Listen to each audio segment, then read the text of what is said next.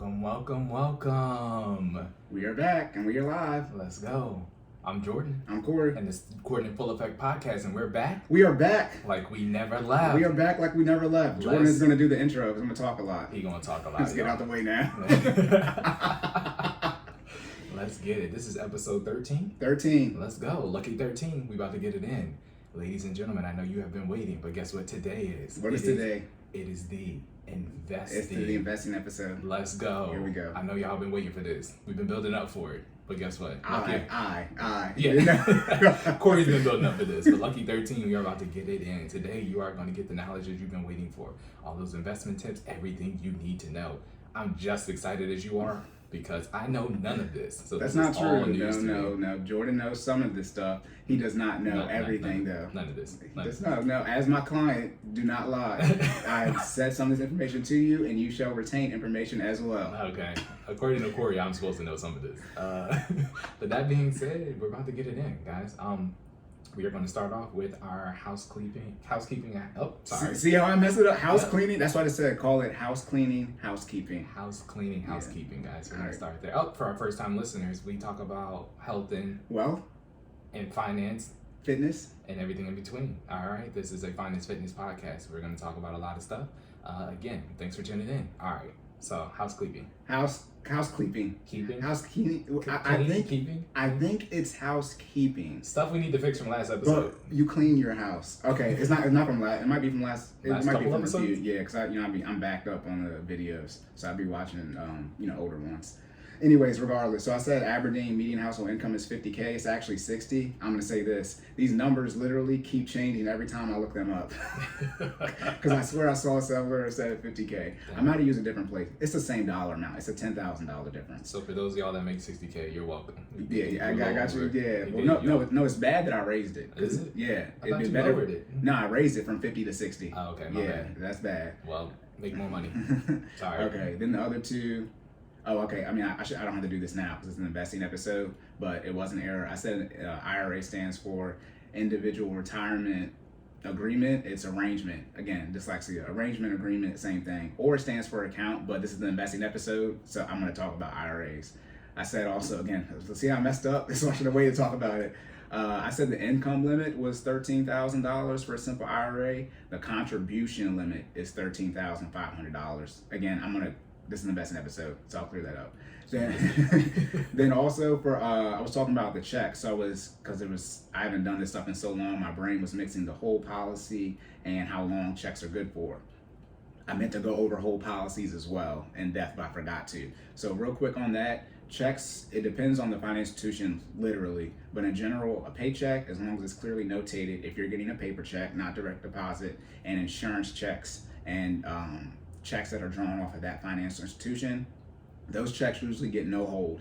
In the other check, it's subject to the financial institution. They usually give you a certain amount of money up front. Let's say your check's for $1,000, they'll give you $500 up front, and then in a day or two or however they have it set up, they'll give you the rest of the money. But that should be clearly notated on the receipt that you get when you deposit a check at a bank. I know a lot of millennials, right? Who's getting checks? Y'all need to know this stuff because y'all don't know what the available balance is and the current balance is, and the available balance is the only one because that means available. Plus, as you start adulting, you will have to get checks and write checks and use them more frequently. So you need to know this information. It is important. And it's not that stuff is. The world we live in has changed. It's not the banking stuff as far as like check. It's not that complicated. It's just we don't use them as much. Then I think we were talking a little bit about or you asked me ATM deposits or mobile deposits. If you do an ATM deposit, I wouldn't do that because then your check can get lost. I mean, you need to give it to a human, so because then you relinquish all the liability. It's now in the bank now. 'Cause somebody can break into the ATM. Right, because no one has processed that check yet, so that they're just hoping it's in there when they go and get it. And if it's not, now if you spent that money, you can get fees, all that type of stuff. And then mobile deposit. Sorry, you take a picture on your phone. That's getting a lot better now. I was being biased when I was starting. 2012. Do not do a mobile deposit. It was not working well. But now cameras are better on phones, so you could probably actually do that now. But if you need the money, quote unquote, right away, go to the bank. I mean, going to the bank, most people don't know it's an inconvenience. It's a significant inconvenience. just go to the bank. You'll be okay. And also, like I said, don't go to the bank often, but know the people at the bank that you primarily visit, and they might, because I've done this many a times, they might not put a hold on your check, and then now you got all your money right then and there. So that's let me say that's against the policies and procedures. This is when you're nice with people, right? It's not what you know, but who you know. Mm-hmm. So that can work out. And then discretionary income. I was talking about the least amount of the percentage you need to have at least is 10%. I am now bumping that up to 20%. That's a word from the Bible, Genesis 41. That's when Joseph was in Egypt, Pharaoh, and they were preparing for the famine. And so they saved a fifth. So I'm gonna bump that up to 20%. That's also bad as well, because now you need even more money. Yeah. So if you make $4,000, you should have at least $800 in discretionary income. There you go. That's at least, you want to have more than that, that's better. But I bumped that up another 10%. So sorry. And then some of my mans I grew up with in high school. You don't grow up anyways. They dropped a mixtape. It's called Falachi Tapes. I'll be posting that stuff. Shout out to them. Help people out, support them out. It be on all the stuff I'll be posting. They join out. I'm gonna post this, and then man. Hard? They got a song called Mercy on there. Yeah. Real live. It could be chorus of the year. Definitely chorus of the summer. It's great. If I remember, I'll play it. They got a song there called Mercy. The chorus is crazy. Bet. I would definitely work that into a workout playlist. Shout out to y'all. It's crazy. They got some stuff on there. Keep working. Yeah, and then that's it. All the you got something? I don't have nothing podcast related, but shout out to Tyrone and Andre for hooking up our fan in our house. We are now a heck of a lot cooler, guys. In this, look, we be burning up. I don't know if y'all be watching this on YouTube. We be in this joint sweating. Okay, so shout out to y'all. We got fans in the recording studio now, in the office. Okay. Yes. We are now several degrees cooler, so we appreciate y'all putting in that work. For those so we can continue to put in our work. All right. Right. For those of you who watch these videos and you see why does Corey just always do this? It be hot in here and my body don't know what to do.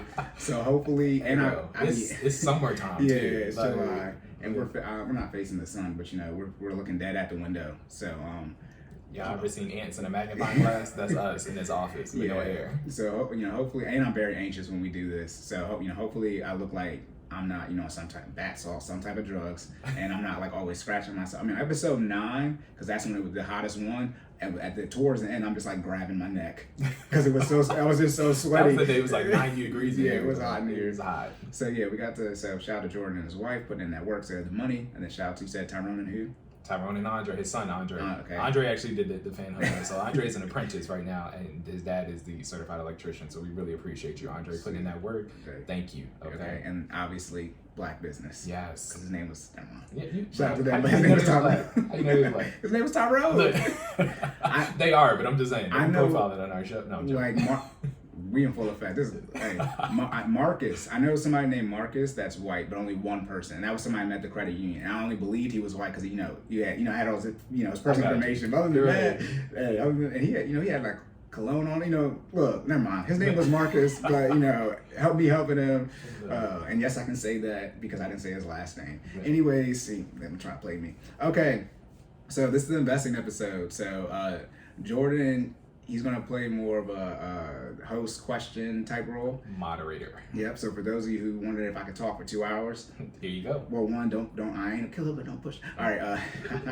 I am going to try to talk slow. I have notes. However, if I'm talking too fast, this is a great episode to have speeded because it'll be primarily myself talking. However, it can't get much slower than this. So if this is too fast, I honestly, I don't care because I don't know what y'all want me to do. My best advice for y'all, listen faster. All right, take notes. Hey. Listen more than once. Run our numbers up. I'm straight like that. I mean, you could always roll it back. Hey, first of all, shout out to our podcast statistics, okay? We got listeners everywhere. So shout out to our DC people that's plugged in. First of all, I was asking Corey, I don't know about, we got some friends in Bowie, but I don't know too many people in DC. All right, so shout out to y'all listening. That's our biggest listener pool is DC, even above Maryland. And I don't know anyone who lives in DC. Hey, I got some family out there, but if this y'all, shout out to y'all. Anyway, shout out to anybody that's listening, man. We appreciate y'all. We also got shout out to our listeners abroad. We got some people in Australia peeping us. All right, Yeah. Western Australia. Shout out to you, bro. Yes, we appreciate you. Yeah, let us know. I mean, we don't say what's up or something like that. Or it might have been a bot. Anyways, Either no way. disrespect if it was. If you're not a bot, but I'm just it was. You matter. We don't know, but yeah, we got some people. Jordan said he wants to get all over the world, but I'm like, everybody don't speak English, so I don't want to be making we can't get put it like this. That's one thing if we can, but we know one language fluently, so sorry. But our my reels and stuff, I be putting words up for that. Dang, you have to read English. Never mind. That's for deaf people. I tried. Okay, let me get to. Shout out to y'all though, for real. We're looking at our numbers; they're constantly going up. We're getting more listeners every week. More questions. More questions. Look, shout out to y'all who's asking questions. I know we didn't cover that. So for those who did ask questions, if they are specifically investment related, we are going to do our best to try to answer them in this episode. For those that are not, we are still taking your questions. We are tabling those questions, however, for the next 2 episodes. So this is episode 13. Episode 14 will also be evolved around investing as well as generational wealth. But thank you. Yeah. That's what I'm going to talk about. Yeah, today is the day I'm going to talk about this stuff. So my folks who asked some fitness questions, I apologize, but you will have to wait until August to get that answer. In the meantime, tune in, keep enjoying this mental stimulation, this growth, and this journey we're about to go on, learning about investing together, because I'm learning with you, y'all. I know y'all can't see, but I got a notepad over here on the side. I'm about to take some notes afterwards. I'm about to be asking some real questions, okay? It's about to get real, all right? That being said, you ready? Yeah, I was also going to say, remember, we're going to be off next week. Yes. Okay, then we're going to be back the following week for Generational Wealth. These will be the last 2 episodes that'll be over an hour. In total, well over an hour, close to an hour and a half.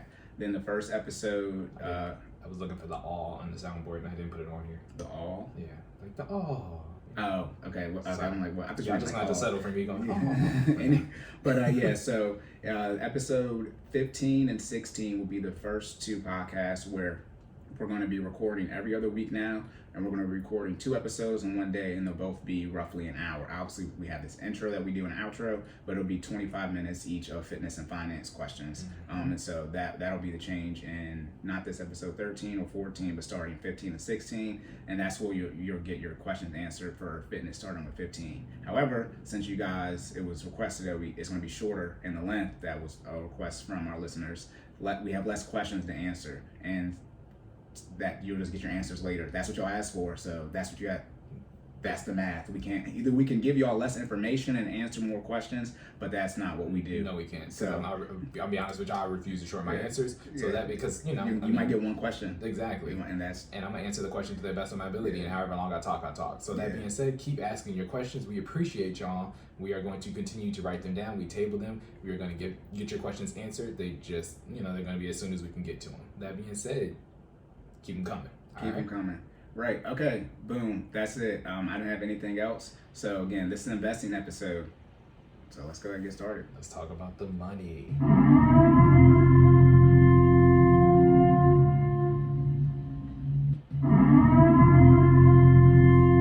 Yes, I'm choosing violence. Remember, violence is the default setting. It wasn't chosen. So we're gonna get ready for that money. You ready? Right. Okay. I didn't even say nothing. I just had to get you ready. Oh my goodness. Get your energy going. You ready? Right. Yeah, I'm good. I'm gonna get into it, but normally you go first. So I'm like, wait, Jordan hasn't even spoken yet. You up? I know. I'm lives off the jump. This is the fast break. Game opener. Let's get it. All right. So to start off, this is episode 13. Remember, I was talking about the people, the community that got treated real bad in World War II. Right when they turn 13. They become an adult and they get all this money. So what is the chances? Episode 13, you're a teenager now, it's time for the real stuff. Let me say this. Everything I could say could be wrong because I am not an investment professional. So shame on you for taking investment advice from someone who is not an investment professional or any type of financial advisor, because I am not one. That is my disclaimer. So if y'all use the information and it don't work, you cannot sue me now. Yes. Okay? That is it. Look, keyword is disclaimer, all right? Okay. Be smart. And then also another disclaimer. Again, this is episode 13. So listen to episode 1 through 12. Obviously, as y'all know, that debt gotta go. So everything I'm saying now, if you're gonna implement it, right? Obviously some of this stuff, is what it is. But it's assuming that you have paid off all your debt that is non-mortgage debt and you have 3 to 6 months of expenses saved. That is what is assumed right now. when I'm speaking. Okay, and then like I said, I have notes here so that I don't lose my track and Jordan can hop in whenever he wants to. So Got you, bro. yeah, this is called controlled chaos. You know, I'm CC on everything. For those of y'all who don't know, my initials are CC. Anyways, and you know, email CC. Okay, and then oh my goodness, and then also as You're well. dropping hidden bars. Yeah, hey, and the carbon copy CC too. Like I'm a written man. Don't do it to him, bro. Oh my Yeah, goodness. All right, and then the last thing for the opener is that if I do fly by some things, which I will, again, this is investing 101. This is essentially, so for the first 12 episodes, I was like, I'm saving that for investing. So I won't say that anymore in the future episodes. I'll drill down to them if I end up talking about something that's investing related. This is for me just to lay the initial groundwork and the foundation for the future episodes so I can reference this one. But, you know, it could be, if I went in depth for everything, it could just be so long and y'all don't want it to be that long. So I'm gonna, you know. No, y'all really don't want it to be that long because you asked for shorter episodes. So y'all gonna listen, okay? Get this word, write down, take notes, okay? Oh my goodness. So yeah, all right, so that's the intro to the intro. Now, for those of you, again, I don't know how long this is gonna be. For those of you who do not want to listen to the whole episode, guess what I did for you? I have a TLDL, too long, didn't listen, for you, okay? That's the clip notes for y'all people who don't understand acronyms, all right? So we have 7 sections, and this is the first section. So this is the section you only have to listen to. This is going to be a summary, my best, of all the other 6 after this. So first thing first, remember, what is it, the 5 P's? Proper planning prevents poor performance. You need to properly prepare for your retirement and your overall investing strategy. Okay, that's what you need to do. Don't get out here just dumping your money in stuff that you don't understand, and you're like, why don't I have any money? You need to make a plan. Again, first thing I recommend, team. Second thing, mental makeup, right? And I said, you know, budgeting, right? Paying off debt, working in your goals, right? SMART goals, specific, measurable, achievable, relevant, time-based. You need to set your goals for your investing. And as I always say, reverse engineering your death, okay? That's what this is right now for retirement and overall investing. How much money you want to have and how you want your portfolio to be set up. Okay, so you got to prepare, right? Because a lot of you have not even planned out your portfolio, right? Proper planning prevents poor prevention. Proper planning prevents poor performance. And a lot of you ain't even planned out your portfolio. Look at all these P's. You sound like the principal in That's So Raven with all them P's. Proper planning prevents poor performance. Oh my goodness. Okay, then real quick, investments, right? Net worth. For those of you who don't know, I've said this before, but your net worth is assets minus liabilities. That equals your net worth. I was talking before about equity. Equity equals your liabilities plus your assets equals equity plus liabilities. As I was saying before, the liabilities aren't viewed as negative because assets minus liabilities, the liability would have to be a positive number because when you subtract a negative number, that's addition. Okay, so for those of you who are like, I hate math, I didn't have to use none of this stuff. No, this is the critical thinking you're supposed to pick up in math class. I was speaking on that. I said most people probably don't know that the liabilities aren't negative because assets minus liabilities, the liabilities is a positive number. And that's why when you figure out how much your assets are worth, you do the equity plus the liability, right? Because if the equity in the home is $100,000 and you have a $200,000 loan on it, you add it together and the asset of the home is $300,000, okay? There you go. They're like, what? Get your calculator out, y'all. That's why, pay attention to math class, okay? So that's that for your net worth and how to calculate those things. Third thing up, right? Crap, I was supposed to get this and I didn't get it, but I know what it is off the top of my head. Okay. Regardless, let's talk about investing and that barrier to entry. The barrier to entry for investing is really, really low. Most of you can just get into investing by doing either, dollar cost averaging, or you can buy fractional shares. Fractional shares is when you buy a fraction of a share. So if a share is worth $100, one share, and you only have $10, you can buy a fraction of that share for $10. So you will owe 1/10 of a share. However, with fractional shares, now that you have to be careful with those, but always remember, when you buy a stock, someone else is selling it. And most people buy whole shares. So most people aren't buying fractional shares. So that's one of the things you want to avoid, or precautions when doing fractional share investing. They are harder to sell. Now, so is that dependent on who you're buying with? Okay. Yeah. Sorry. That depends. No, you're good. That depends on the broker that you're using. I googled it, but most brokerages don't allow you to do fractional share investing. Okay. In general, for like all the members, you got stocks, you got ETFs, you got all mutual funds, which I'll explain. But there are multiple things you can buy on a brokerage. Most of them don't allow you to do fractional share investing on all of them, or they have some type of threshold. Okay. So yeah, it does depend on the broker that you're using, and obviously they will let you know what you can and can't do when you try to buy something. Now, some of you are saying, well, Corey, I have fraction of a share because I do dividend reinvesting. Yes, I don't know if that's what it is when you do that. I didn't make that rule. That when you reinvest your dividends, you rarely have enough to buy a whole share, so you end up buying a fraction of a share. Also, though, with fractional share investing, obviously, if you buy half a share, then you buy another half a share, you have a whole share. However, you actually still technically only have 2 half a shares, so you don't get a whole share. It's not like Dragon Ball Z when you fuse together. You still technically only have 2 half a shares. You don't have 1 whole share. You have 1 whole share as far as the total amount of shares you own. Right, but as far as being able to sell them, no, you technically have 2 half a shares. They don't like get combined together, and I'll explain that when I'm talking about how you can sell particular shares that you own.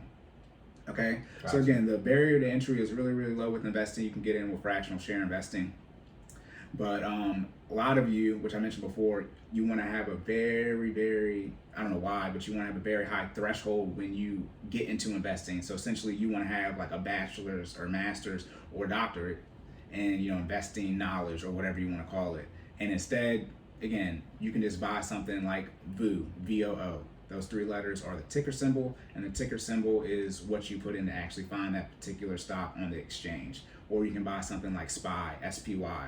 VOO and SPY are probably the 2 most popular ETFs, that mirror the S&P 500 index, and they're probably around $400 right now. And you can just buy that, because if you buy the S&P 500, which is the economy of the United States, it can't go down, because if it goes down, then you won't have no money anywhere. You won't have no money anywhere. We will get back, for those who play Fallout, it'll be I Am Legend. There we go. What's up? Book of Eli. That's even better. It'll be Book of Eli out here. Gotcha. If you're saying, Corey, what should I get? What should I buy right now? Either VOO or SPY. Just write that down. VOO or SPY. Yes, rarely do I do this. Here you go. And look, we gave you the lob. Now you're going to dunk that jump. Yeah. Another one I recommend, you can do QQQ, 3 Qs. That mirrors the NASDAQ index. That I just have that one because it's more information technology based, IT companies. And so when that be jumping, it really be jumping. So, but yeah, VOO or SPY are probably the best 2 that you can get into. Again, just to start investing. Remember, time in the market is better than timing the market, and you can't time the market, because if you can, that means you're from the future. And so that I believe if anybody's from the future, it's Warren Buffett, because whoever has the best investments in the stock market, I would assume the only way you would know that is if you already had a chart, because you came from the future. Yeah, you got the formula like mastered at this point. It's like, right, but yeah, remember that invest in VOO or SPY just to get started out, because it can't go down. It does go down, but it can't go out of business, because the S&P 500 is the 500 biggest quote unquote companies. I think they do that based off of how much they have in assets, because it's different with how the Dow Jones measures it. But those are the 500 biggest companies in the United States of America. If they go out of business, then that's it. And when we have our handgun instructor on, that's when y'all need to be in that realm. So if they go to 0, you're gonna be like, no, God! No, God, please, no! No! No! No! Shout out to Michael Scott. I can't take it. I'll probably be falling on you for every time, because I can't take that. It's all good, bro. It'd be hurting. Look, The Office was a great show. My goodness. All yeah. Right. So that's what you need to do. And then remember, time in the market is better than timing the market. A lot of you, again, you want to have this high threshold, and then you be coming out here with these FOMO investing strategies. Just get in here, start making some money, and then as you grow your knowledge in investing, you can start making some more money. Yeah. Okay? Best advice is just to start, like you said. You know what I'm saying? Right. And then when it comes to investing, it's just not about investing in yourself one time, right? It's about investing in yourself multiple times, over and over again, okay? And what does that make, Corey? Compound interest. Well, that Oh, too. what, habits. Yeah, there you Okay, go. I mean, both habits and compound interest, There yeah, you you want to go. call it, right? I'm on the, my Yeah, I feel you. My man's on a mission. He said we're gonna get this talk today. Right. Yeah. So this is more about building wealth for yourself when I'm talking about investing right now. That's why I have the generational wealth and legacy after this. Most of the stuff I'm going to talk about today is so you, and then if you're married, obviously, you and your spouse have money. So that's just straight up wealth. Then towards the end, and obviously generational wealth episode, I'll talk about that and how you start shaping that from my perspective. Yeah, but you don't invest in yourself one time, right? You don't just take one class. Okay, you keep pouring into yourself your entire life, right? You want to be a student your entire life. Same thing with investing. You're literally going, once you start investing, you want to keep investing until you die. I don't think, do we have a death on here? We don't have a death. I mean, we got a tactical nuke. Tactical nuke incoming!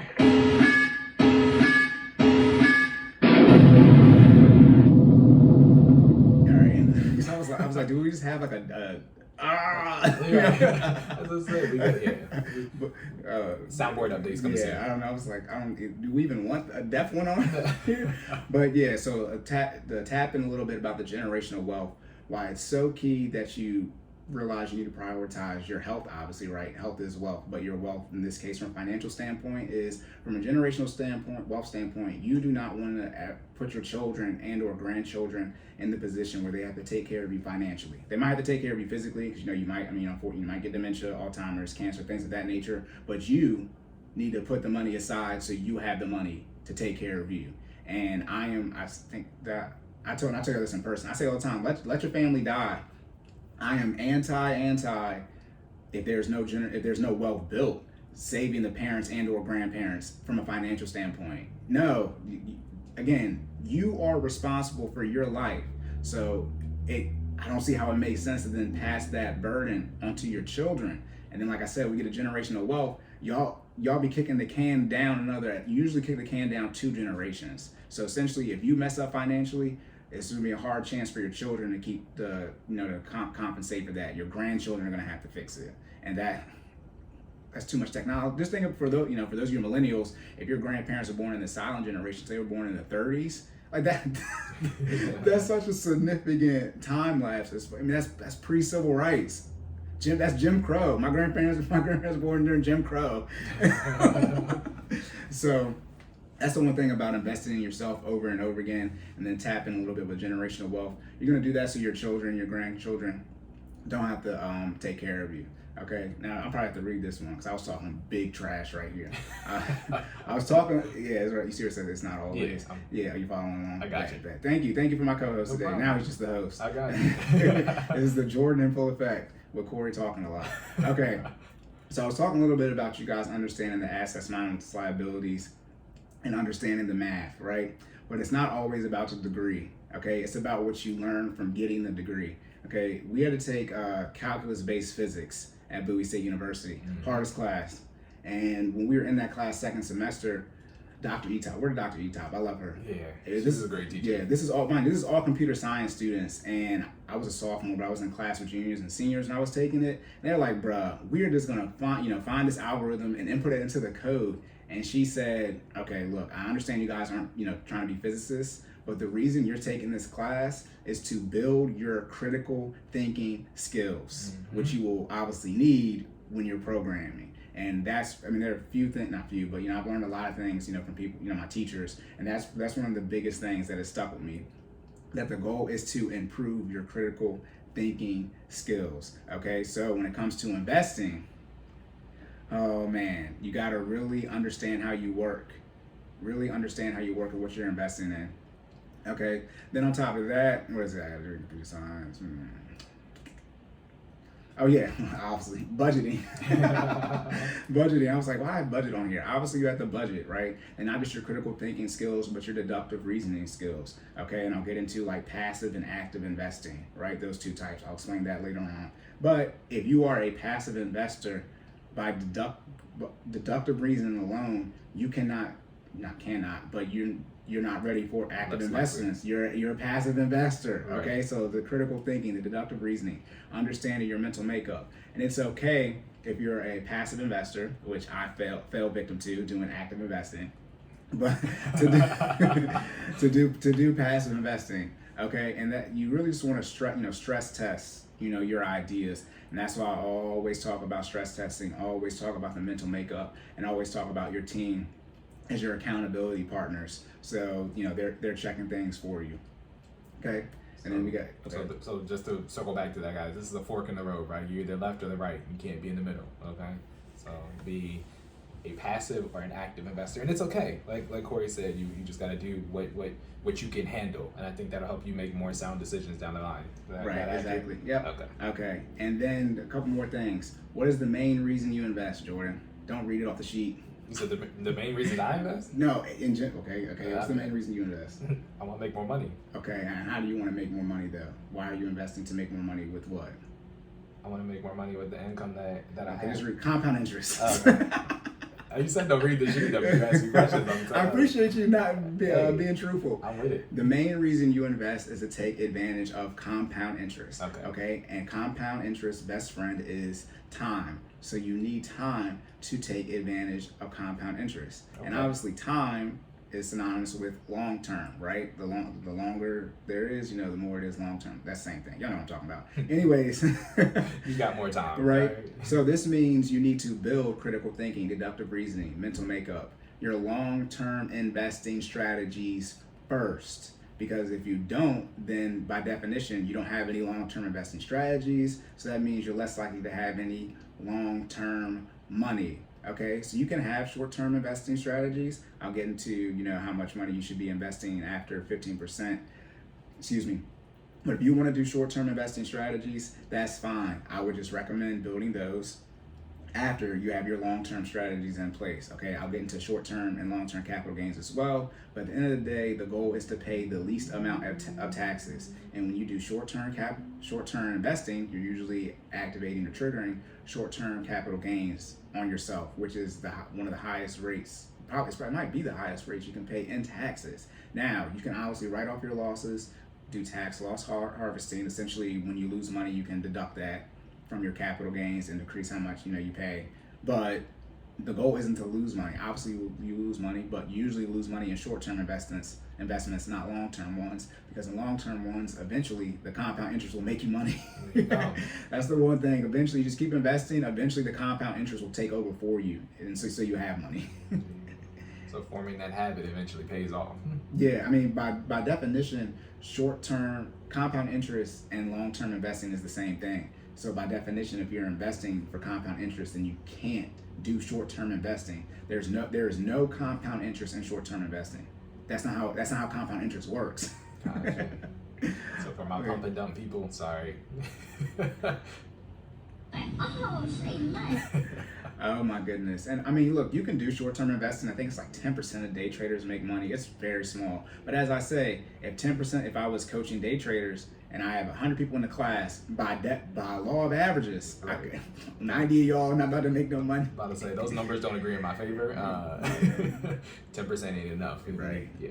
Okay, and then I said this before, you want to look at investing as a tree, not as streams of income. Streams of income make more visual sense and look at it that way, but as a tree. So you invest in one thing continuously over and over again, right? Invest in a plant, a tree, the root, and eventually it will grow and sprout, and then you branch off or diversify into other things. So you can look at it from that perspective. Still look at it as a stream of, I wish branches came back in, but obviously that's why they call it a stream, because it's coming into you.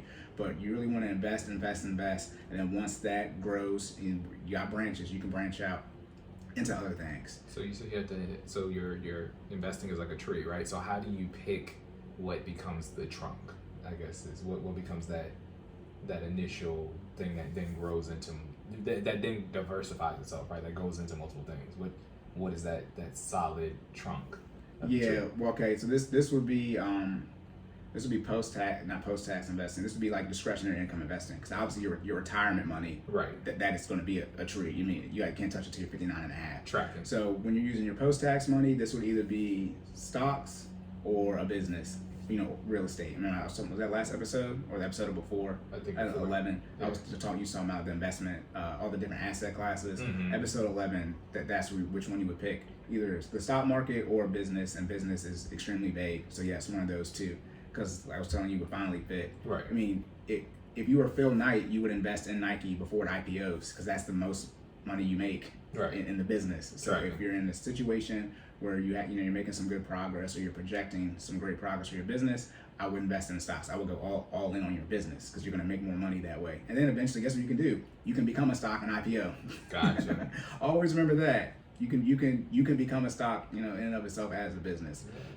And that's when you get the big money. That's when you see, Jeff Bezos' crazy net worth because he has, how much return on an investment did he get for Amazon from $0.00 to over $3,000 a share? That percentage got to be crazy. It's got to be insane. $200 billion. Wow. Okay, so like I said, if this investment advice is assuming you have no debt, right? And assuming you have the emergency fund built, okay? If you don't have those, listen to the first 12 episodes. All right, we'll get you there. But for those of you, as a caveat, for those of you who do have debt, right, and you're like, I want to still invest, by definition of math, you'll have more money to pay off your debt if you stop investing because you'll have more money to throw to the debt. But again, goals, your timeline, right? It is what it is. Okay, and then I also recommend once the debt is gone, okay, ETFs and single stocks. Okay, so ETFs, that stands for exchange traded funds, and essentially an ETF is a combination of stocks, or single stocks, or you can invest into single stocks, which are single stocks. It's one company like Apple versus you have an ETF like the S&P 500, and it's Apple, Microsoft, Amazon, Tesla, all of those companies. Okay, and I'll go more in depth into those later on. And Gotcha. then, because this is just the intro part. This is just the end. Never mind, Tory Lanez. Shouldn't have said that name. You gotta go to court soon, I think. Okay, and ETF. My man's is out here like this. Allegedly. I mean, Oh my goodness. Okay. And then so now I've spoken many times on investing on doing the 15% pre-tax. What I recommend is you either do 0%, enough to get your match, or 15% as far as pre-tax, 401k to start out. The reason I recommend 0%, that's for those of you who are trying to aggressively get out of debt and or build your emergency fund. You will have, like I just said, you will have more money if you don't invest. For those of you who get out of debt and you're not ready to take that 15% brunt hit, I recommend doing enough to get your match. Obviously, if your match is 10%, okay, but most people it's around 4 or 5%. right. Okay, then the 15%, you have to do that because that's just the math. If you can invest less than 15%, but then you need a higher ROI, and most of you are going to be investing in your 401k, so you don't have access to the entire stock market. So the more money you put in there, the better you're hedging yourself as far as making sure you're not going to underfund your retirement. Now, is it okay to stop these contributions if I'm aggressively trying to pay off debt? Can I drop if I'm in one of the other categories that isn't 0%? Can I drop back down to 0%? Oh yeah, you're saying like you're already investing and you want to pay off debt. That's Right. what I'm saying. That's what I recommend. Okay. I recommend if you're investing into your 401k, then you're saying, oh, I want to pay off debt. I would recommend stop putting it into your 401k so you can get out of debt faster. However, I think I said this before, you can do the budget. So like I said, the budget template that I have, and figure out how long it's going to take you to get out of debt. If you're okay with that timeline with still investing, it is your life. So I mean, go ahead and do it. However, don't be coming to me how the debt's still not paid off, and now we're talking about liquidating investments. Yeah. And so yeah, and when you're doing 0%, I mean, you're just psychologically, but you're forcing yourself to grind, get it done as fast as possible. Right. So that's that scenario. Okay. Okay. Then a big thing, a couple more things. Like people are like, my goodness, this is the intro. Yes. I mean, look, just what y'all wanted. All right, rule of 72. Okay, this is something real big.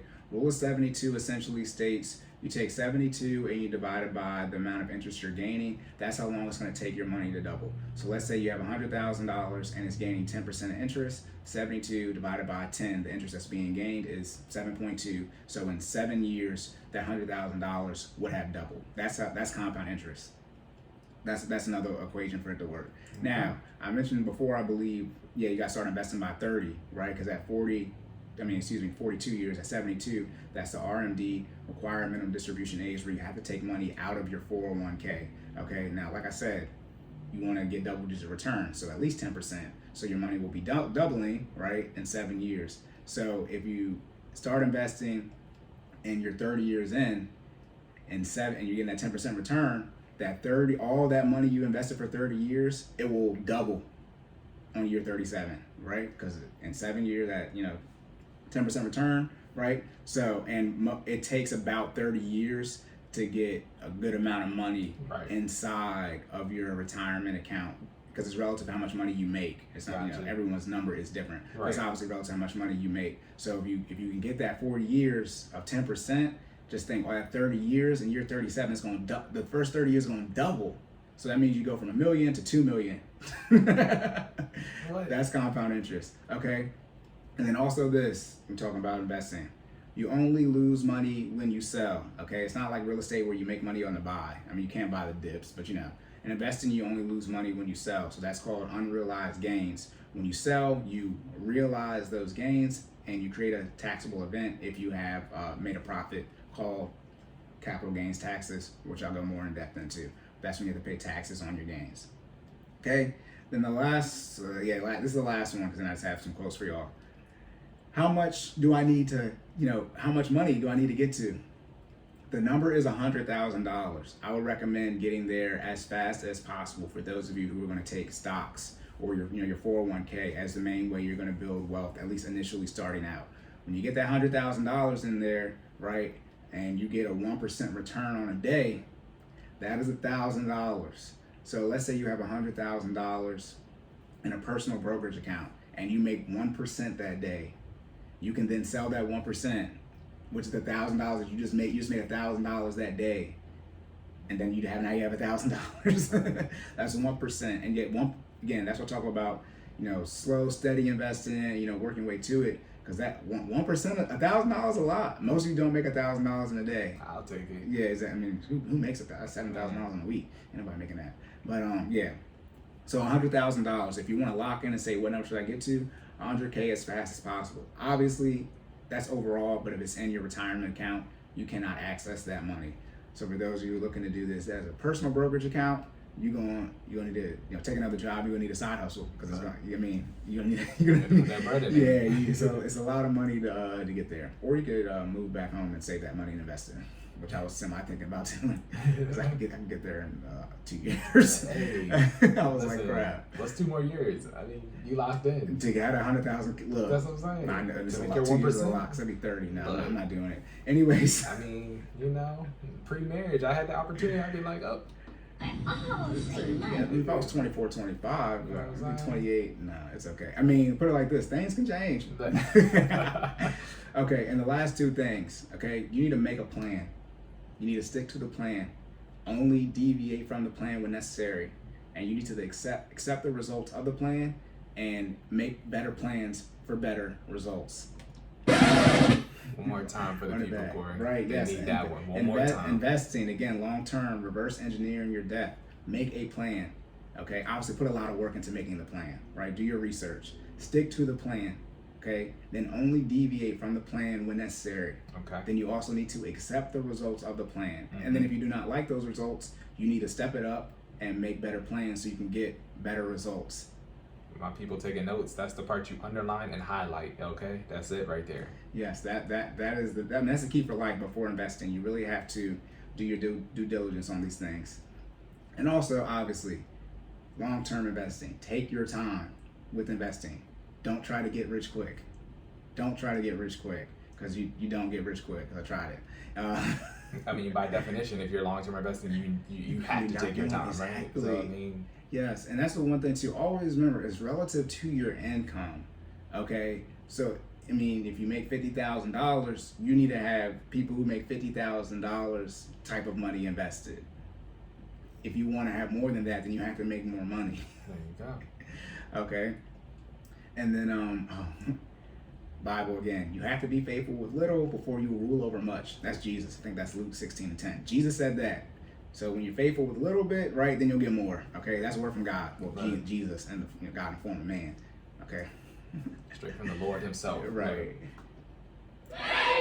All right. So that's the too long didn't listen section. That's it. If you don't want it, I don't look. I might still have an hour left in me. That's good. That's an hour and 44. But yeah. So that again, that's not in depth. I still have 1, 2, 3, 4. I still have 4 more sections to do. I'm going to explain IRAs. I'm going to explain what capital gains taxes are. I'm going to explain in depth ETF, stocks, mutual funds. If you want to hear that, continue listening. If not, there you go. That's your investing advice. You're welcome. Shorter episode, folks. Yes. Yeah. For this. This is that's a little 45 minutes shorter episode, folks. That's it. Okay. Because I would have to make more episodes, and we're not at the point now where I can do that. So I'm. That's called a series. Yeah. Okay. I'm doing the best I can because I don't want to shortchange you on this stuff. Okay, and also again, before I get into it, I'm not a financial advisor. I am not an investment professional. If you take your investment advice from someone who is not one of those things, shame on you. However, please listen to what I'm about to say. Okay, what's this next section, Jordan? We talking about getting started. Let's get started. Okay. Let's get it started. Can I sing that? Nah. Hey, look. I'm not Guess what? I thought I have to reprocess the videos when we get flagged. I don't have an option. The only option is for me to find it and mute it myself, and have to re-download it and upload it, which is reprocessing it again.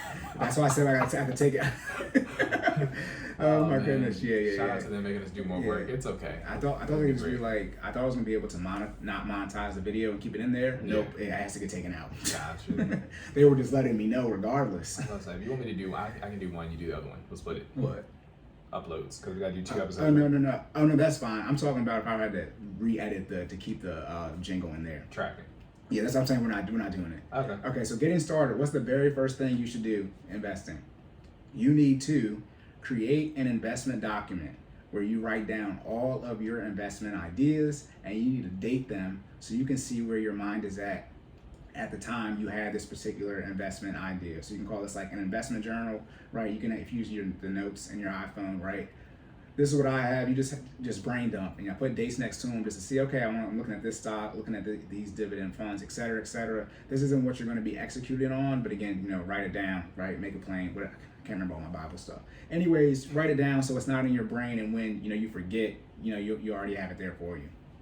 Okay. Once you're writing things down, how do I invest? You cannot invest into the stock market. As a person, you cannot invest into the stock market.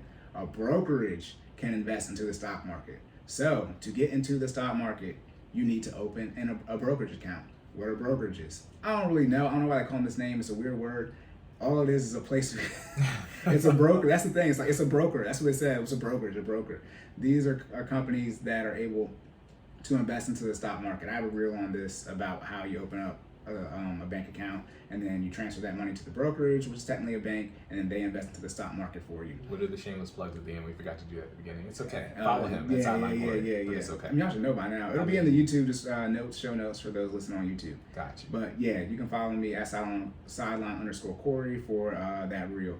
But yeah, so the first thing you need to do is actually open a bank account. Okay, then from your bank account, you would transfer the money or do an ACH, which is the automated clearinghouse. That's what does transfers from banks to banks. You will transfer that money from your bank to a brokerage. A brokerage would be Fidelity, Vanguard, Robinhood, Charles Schwab, E-Trade, et cetera, M1 Finance. That is a brokerage. Then from the brokerage, you will do they do a DTCC, which is depository, treasury, commission, something. It's the same thing as an ACH, except they're the ones who handle transferring money from a brokerage to the stock market. Okay, so again, remember I said your bank account can only do ACHs, and you need to do a DTCC to get into the stock market. So you need to get an account, which is a brokerage account, that will allow you to do that. Okay, now always remember this: you can do wire transfers, real quick wires. Y'all know what wires are, not the show. Wires are what y'all trying to do what crypto is for. Instantaneously transferring money, validated. It usually comes with a fee, and there is usually no cap on how much money you can transfer, and it usually takes a day at the most. It's pretty much as instantaneous as you can get as far as transferring digital currency that isn't crypto. Okay, but if you don't do a wire, you would have to do something that is called an EFT. Not an ETF, an EFT. Okay. I mean, goodness. Remember I told you about the names? Listen, so they make the acronyms any closer. All right. Hey, you on Fidelity, you see EFT, and you're like, no, what is this?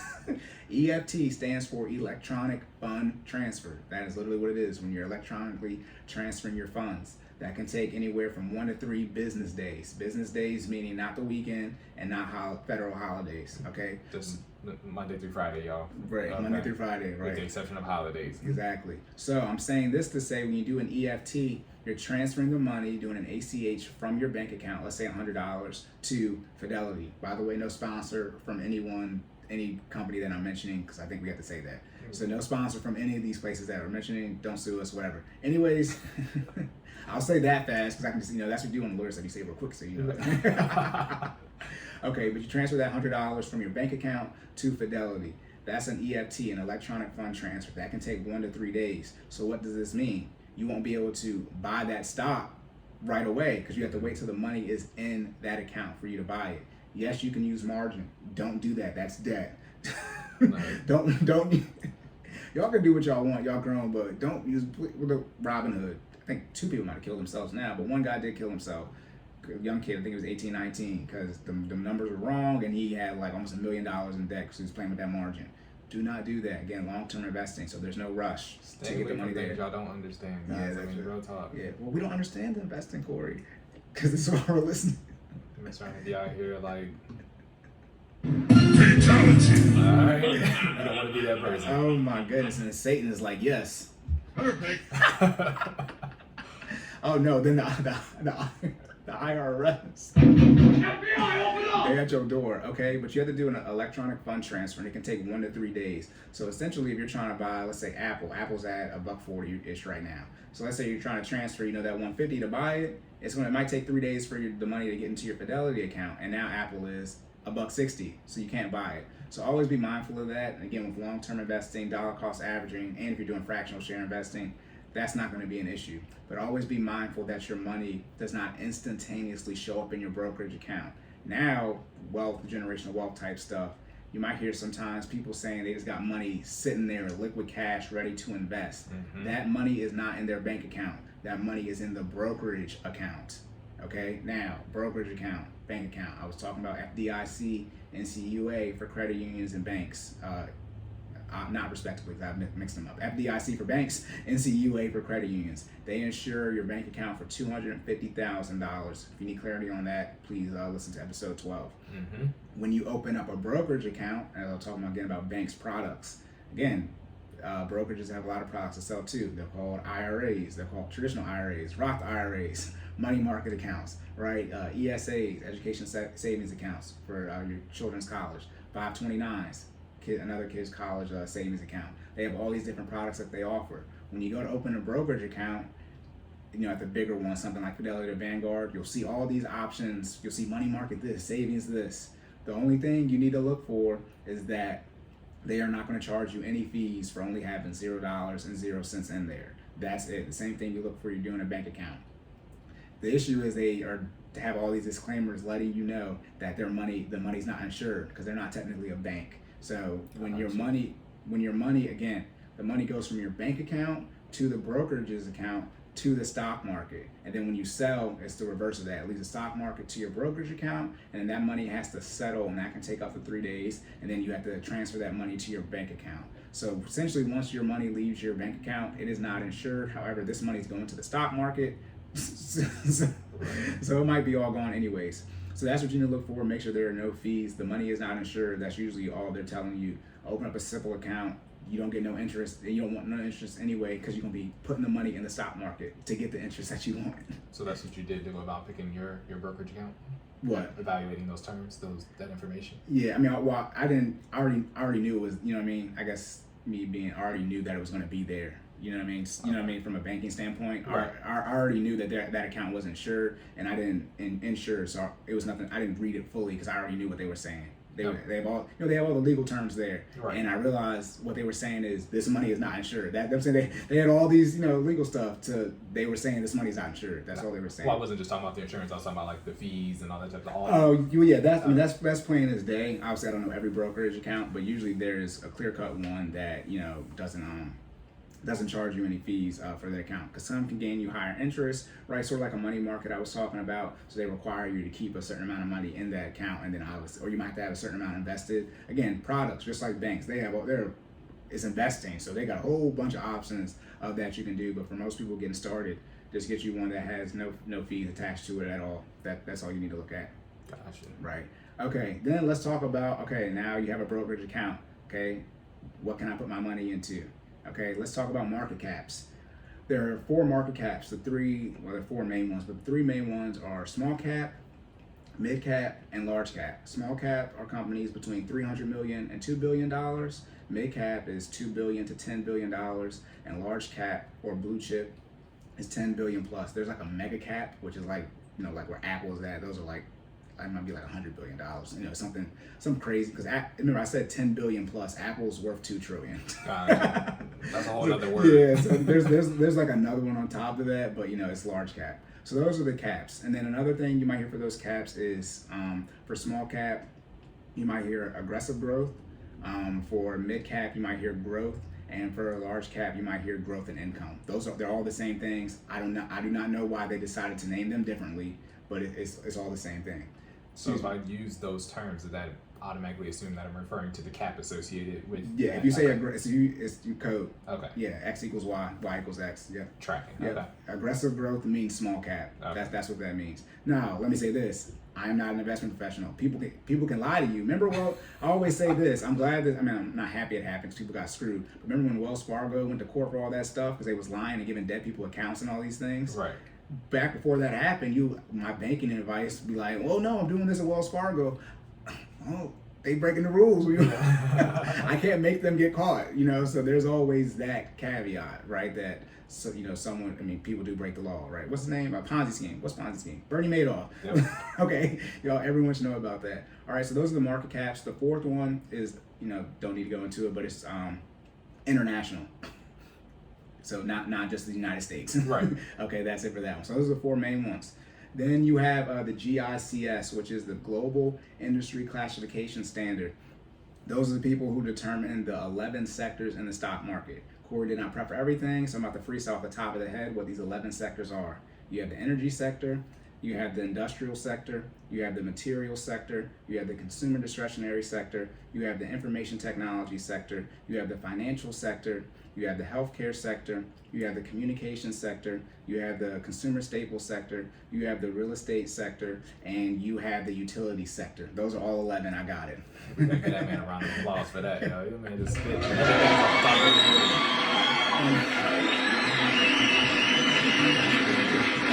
And the funny thing about that is, that might be the order. When you Google it, that might be that's the order that it pops up in. Hey, you put in that word. Because on Investopedia, that's the main place I get a lot of my financial information from. When I pulled up GICS, I went to Wikipedia for that, and they had the same order that Investopedia had for those 11 sectors. So I was like, okay, this must be the order people will memorize. Yes, that's my word, memorize.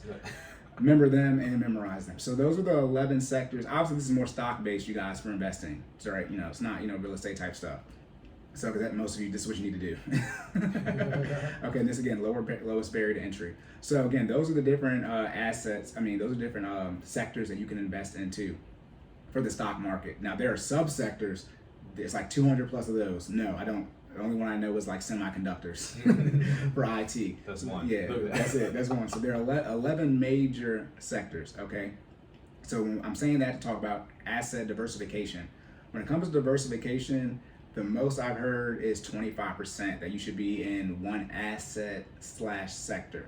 When it comes to diversification, it's not just about the asset. Remember I said the asset classes. You have income, right? Cash. You have fixed income, which is bonds. You have equities or stocks, right? And then you have alternate investments, which is everything, right? Else, real estate, crypto, commodities, gold, things of that nature. You can diversify 25% into that. And then on top of that, you can look into your diversification as far as the particular sector. So we have those 11 sectors that I mentioned. You could look at making sure you're not over, 25%. And let's say the tech sector, the consumer discretionary sector, the consumer staples sector, and the communication sector, right? You'd be 25% in all of those. When it comes to these sectors in the stock market, don't try to invest in all of them. If you're going to invest in all of them, it would be with something like VU or SPY, where you're buying the entire stock market, so you would naturally be in them. Gotcha. You do not need to know all of these sectors to start out. Most people don't know all of the sectors. Some might say they know all the sectors, and that's why they don't invest in all of them.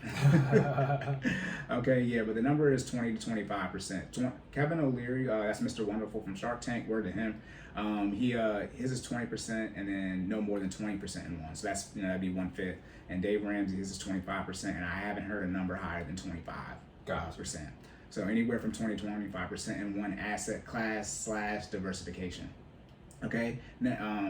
Now we're talking about, well, how do I know what to invest in? We talked about this, mental makeup, risk tolerance, okay? You have to figure out your risk tolerance, but the main thing you have to figure out is whether or not you're an active or passive investor. Okay. Active or passive investor outranks your risk tolerance, okay? Because if you're, the risk tolerance is subjective, okay?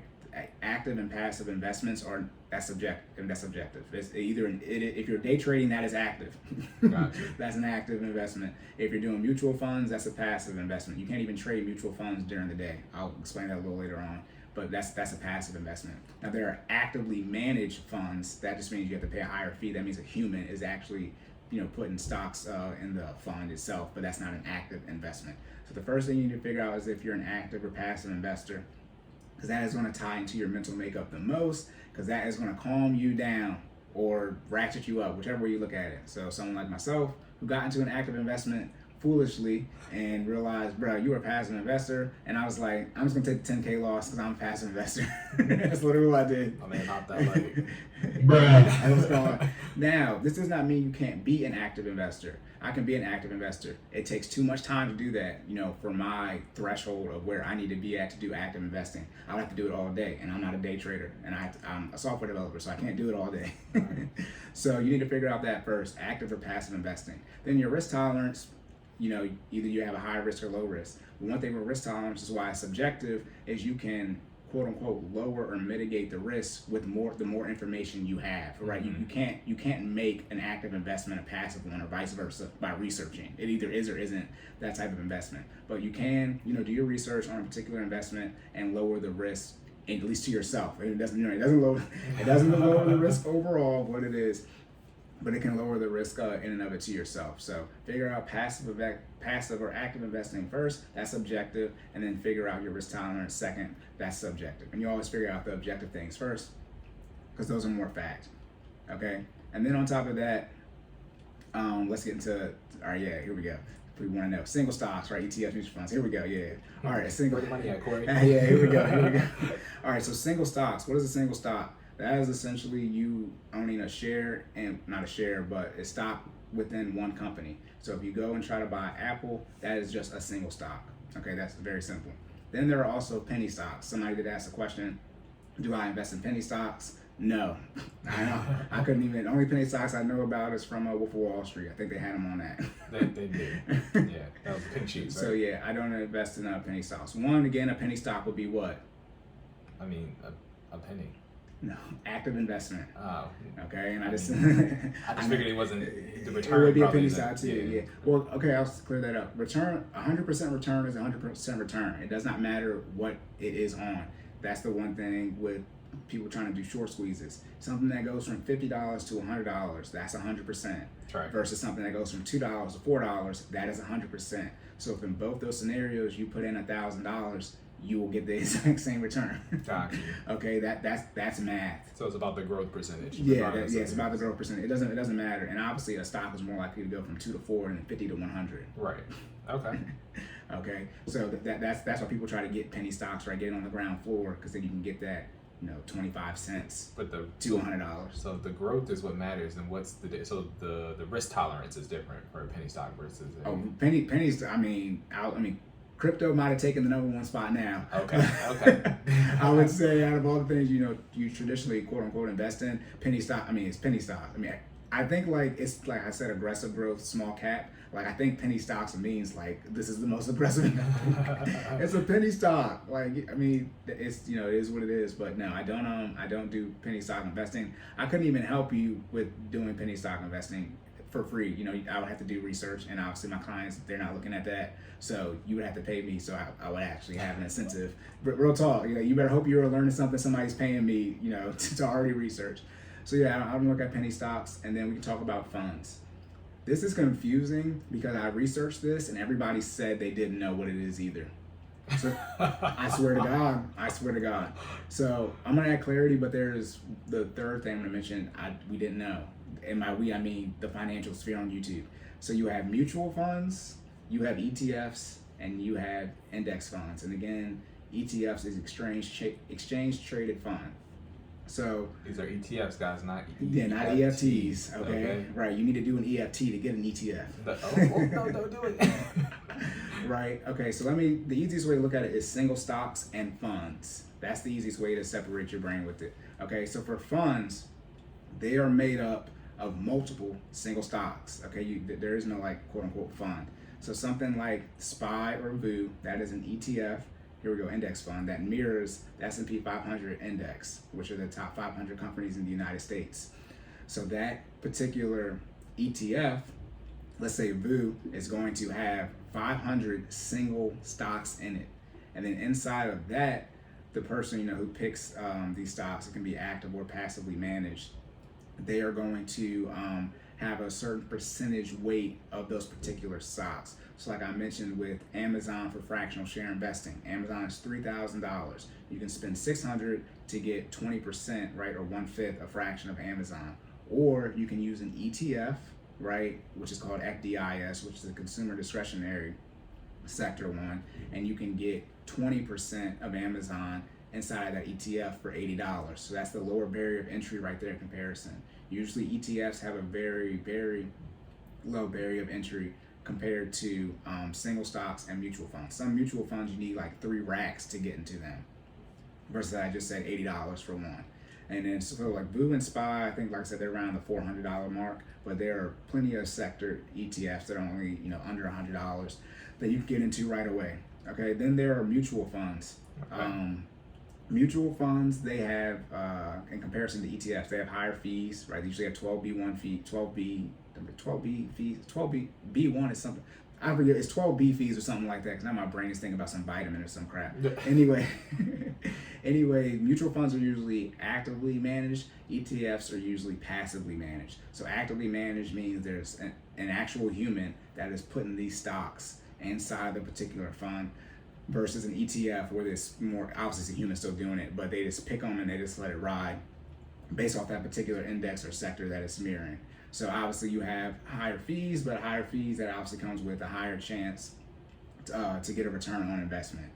Then on top of that, ETFs, again, exchange traded funds, right? The New York Stock Exchange, right? Mm-hmm. So ETFs are single stocks in the sense of you can trade them actively during the day. You can actually buy them when the stock market is open from 9:30 a.m. to 4 p.m. Eastern Standard Time. But a mutual fund, you can only buy that when the stock market is closed.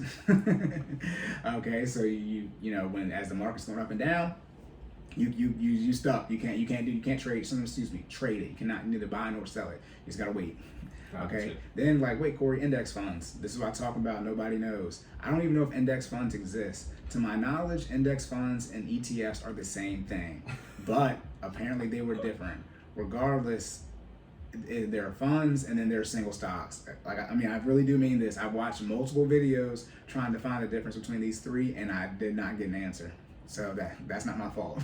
Ask your investment professional. And what do we tell you? Invest in what you know. So if you don't know, you don't know. Right, yeah. So don't put no money in there. Okay, and then let's talk about, what single stocks should I invest in if you're going to do single stocks?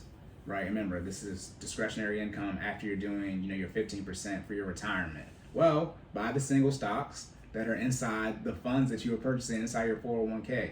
And a 401k, you can only buy funds. I'm not aware of anyone. You can obviously have ESOs, employee stock options, where you work for Apple and they give you Apple stock, but that you can invest into it inside the 401k. But look at your 401k, see what stocks you're invested into, and then buy those single stocks. That's it. For most of you starting out, get you the blue chip companies inside the S&P 500. That's the best ones. I'm saying best ones, but those are more stable ones. You got what is it? You have growth, then you have blended, and then you have value stocks. So growth ones are more stable, something like Apple, where it's gonna slow growth, but it's more stable, versus value. The stocks, I think they may be undervalued, but they have room to grow, quote unquote. But you want to look at some large blue chip companies, the Microsofts, the Apples. not Amazon. You can do fractional share investing, but Amazon is Amazon is $3,000 a share. Amazon has never done a stock split, right? And they're at a little over $3,000 a share. Apple has done, I think, 6 stock splits. They've done a 4 to 1, 7 to 1, and 3 2 to 1s or something, and it might be one extra one. If Apple never did a stock split, they'd be worth over You have to pay $30,000 to get one share. By the way, the Dow Jones, like Apple would be worth the Dow Jones. So are people listening? What's a stock split? Stock split. I know we know what it is, but yeah. This is why a stock split is when a stock split. This is what I was talking about, the barrier entry and the threshold you all want to reach. It's not that complicated. A stock split is when the stock splits. So if you own 10 shares and they do a 2 to 1 split, you will now divide. You have 10 divided by 2, so you will have 5. You have 20 shares. It doubles for you. It multiplies for you. So you own more shares, but and the value of the share goes down, but you don't lose any money. But this is great because now you can buy more. Say the stock's worth $100, that's what divides. So the stock's worth $100. They do a 2 to 1 split. The stock is now worth $50. Right, but you have twice as many shares. Yeah, but now you have twice as many shares, so the math's even. Yeah, that's what I was talking about, the dividing part of it. Yep, and that's what I'm waiting. I don't know when Amazon was doing this stock split, but oh my God, it probably crashed the market as far as like people trying to do stuff like because I calculated that Apple one, I was like, yeah, that 4 to 1 was the last one. Yeah, they're at $140, and that the splits they add up from multiplication standpoint to like 200 or something, and it's 200 times 100, that's 20,000. I was like, oh my goodness. So yeah, stock splits. That's when the company splits the stock. So how many stocks you have, yours gets multiplied by what they split it by, and then the stock price will get divided by that much. There's also, without getting too complicated, there's also a reverse split, right? So when a company is doing bad, they can also they'll buy back the shares. Yeah, they'll buy back the shares. They can buy back shares without doing the reverse stock split, but yeah. Oh, okay. Yeah, they can buy back. I mean, a company can buy shares. So you know what I mean? I got you. Yeah. That's talking about the threshold. Don't worry about that. Right. Don't worry about that. Don't worry about stock splits. I just said that as a little nugget. Okay, yeah, but yeah, if you just need to know if you have a company and they send you first of all, they'll send you a notice when that happens, right? Yeah, so they have to let you know that this is occurring, right? Mm-hmm. And so you just need to know like what the current value is and how many shares you now have. That's all that means. Okay. Yeah, otherwise, don't pay it any attention. Yeah, they're required to by law. Talking about with crypto, everything hasn't been figured out yet, but they're required to by laws from a stock market standpoint to give you all that, pretty much everything, as if you're their accountant, you're their CFO. They're required to give you all their financials, how much debt they have, how much cash they have, once you're a public traded company. But y'all don't need to know about that either. To start out, invest in Apple. They have $200 billion in cash. There you go. Invest in and it's going up all the time. Yeah, the best thing to do, I say, is as far as what ETFs to get into, look at the sector ETFs. And when you're looking at these sector ETFs, I would say, I looked at all 11 of them, and those have the top 10 that they have their portfolio invested into. Okay, the top 10 shares, top 10 stocks, excuse me. And if the lower your risk tolerance, the more of those top 10 stocks you need to know off a rip. The higher your risk tolerance, the less stocks you need to know because you have a higher risk. Now, when it comes to investing, I'm about to get right this way. You can leave right here. Okay. But I was talking about subsidiaries, right? Google, Jordan, right? Alphabet, Nike. Mm-hmm. Okay, so a company like North Face. I have a lot of North Faces for people that know me. North Face does not own themselves. They are a subsidiary. They are owned by VF Corporation. Who is VF Corporation? I don't know. So you might be trying to invest in something, and then the parent company is something else. But the VF Corporation, they own North Face, they own Supreme, they own Timberland, they own Vans, they own I think it's Eastport. They own over 55% of the global backpack market. I was like, all those brands you knew, right? I know all of them. Right, so. Yeah, and so so that might be something when you're looking to the sectors. You might the company you see, you might not know them, but if you look at their Wikipedia and see who's under them. Like I literally don't know what VF Corporation is. I don't, but they own a lot of companies that we all. You just named them. I was like, oh, okay, I need to know them. Right, okay, and that's why I said in the Google alphabet joke, right? Most people don't even probably know what alphabet. Like that's like a game show question. It really is. Like, that's $1 million. Yeah, right? Who is the parent company of Google? What? Right. Google's not the parent company. Exactly. So yeah, that's something you need to look into. So look at those sectors and see what you understand, and then pick a couple of them. I'm in BDIS, which is consumer discretionary. Most of you will understand the consumer discretionary as far as face value. You might understand the market, but those companies, you understand the tech sector, you understand the communication sector, and you understand the consumer staple sector, because those are clear as day. The consumer discretionary sector, to get into these sectors real quick, that is Amazon, Nike, Home Depot, Target, Lowe's, Starbucks, Tesla, those type of companies. And yes, they're all in the same sector. I don't know why they're all in the same sector, because some of you might be thinking, I thought Amazon would be in the IT. Nope, it's not. Now, why is Amazon and Nike in the same place? Why is Tesla here? Don't they make cars? Well, if Tesla's here, guess who else is here? GM is here, General Motors, Ford is here. I don't know. Remember I was talking about clothes, right? VF Corporation. They're in this sector too, right? Nike, they sell clothes. Under Armour's here. Okay, Polo is here. I don't know why they put it, but this is the sector. Okay, so a lot of you will probably recognize that sector. And again, consumer discretionary, that's what we consume at our discretion. That's a lot of stuff you're buying. Now, a lot of you may be thinking, isn't Amazon and Target's biggest competitor Walmart? Yes, guess where Walmart's at? The consumer staple sector with Coca-Cola and Pepsi. Look, again, Costco.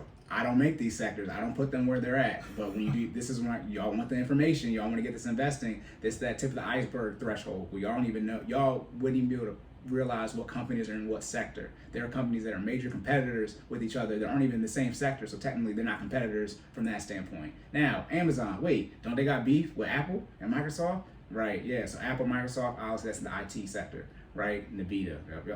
Most of y'all don't know the companies, but they make all the stuff that y'all use. Okay, and then on top of that, wait, Google should be here too, right? Nope. You got Amazon Cloud Services, you got Azure Cloud Services, and you got Google's cloud platform. Those are all three different sectors of the stock market, because Google is in the communication sector with Facebook, with AT&T, with Verizon, with T-Mobile, obviously Twitter. It's like, what? Again, if you want to know what companies are with in which sector, look to see when people are going to court. Google and Facebook usually always got to go to court together with antitrust stuff. I know a lot of y'all trying to remember this stuff. I'm out here just like... Jordan's saying this because none of this stuff is on the notes. It's not at all. I was like, I'm like squinting. I'm like, you the same screen? Okay. That's why I told you to stop. Okay. That's what I'm talking about. Not Google, Alphabet. Right, and then so those are usually the sectors you'll probably understand. It's okay if you don't understand every single sector. Again, time in the market is better than timing the market, right? So just get in, get you some funds, and get your money growing. Again, this is after your 15%, so this is just crazy whipped cream. If you're like me and you don't know all the stuff in all the sectors, you have to hire me. Yeah. Get you a Cory, give him money, okay? Yes. In the meantime, you can always look at what you use on a day-to-day basis, absolutely. right? Yeah. Okay. Did you read it? I didn't read it. Go ahead. Okay. Let's say synergy. I was just thinking out loud. I was like, yeah. So you want to invest in things you know. All right, that's the easiest thing to do. Right. So I'm gonna turn it back over to Cory so he can go into the Hey, the synergy. I mean, we're episode 13 now. Hey, I was just about to say that. So how do I know what to invest into? Well, look, what are you buying? What are you spending money on? Right. Like I said, it might be North Face and it's VFC technically, but a good amount of things are usually the parent company is what you're buying. So a joke is don't buy a Netflix subscription until you have some Netflix ownership. Obviously, Netflix is a lot of money, so again, you can use an ETF. Oh, communication sector. That's where Netflix is at too. So Google, Facebook, Twitter, Netflix, AT&T, Verizon, T-Mobile, Hulu, right? Wait, don't Amazon have Amazon Prime? Wait, don't Amazon own Whole Foods? Aren't they in healthcare? There's Amazon everywhere.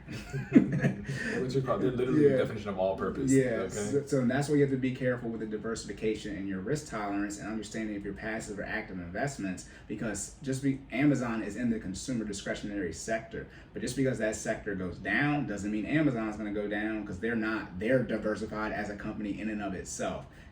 So that's one thing you need to look at. But yeah, don't get you don't have to buy the communication sector, because obviously if you don't understand it, don't do that. But just as a joke, usually the joke is if you want to know what to buy, spend money on a stock before you actually get the subscription. For those of you out here trying to buy Jordans, right? You're like, I'm trying to invest in Jordans, Cory. What's stock? It ain't no stock for Jordan. It's called Nike. Right. Jordan don't own themselves. They're a subsidiary of Nike. So before you spend that $200 on some Jordans, go ahead and get you a Nike stock first, There you go. right? Or have a little competition with yourself. That's what I have now, right? I'm gonna spend more money on Nike stock and then, you know, get some shoes. And I'll probably never get some shoes because now I'll just buy, you know, I'll just the GoDaddy app. I'll just pay the $700 price for them.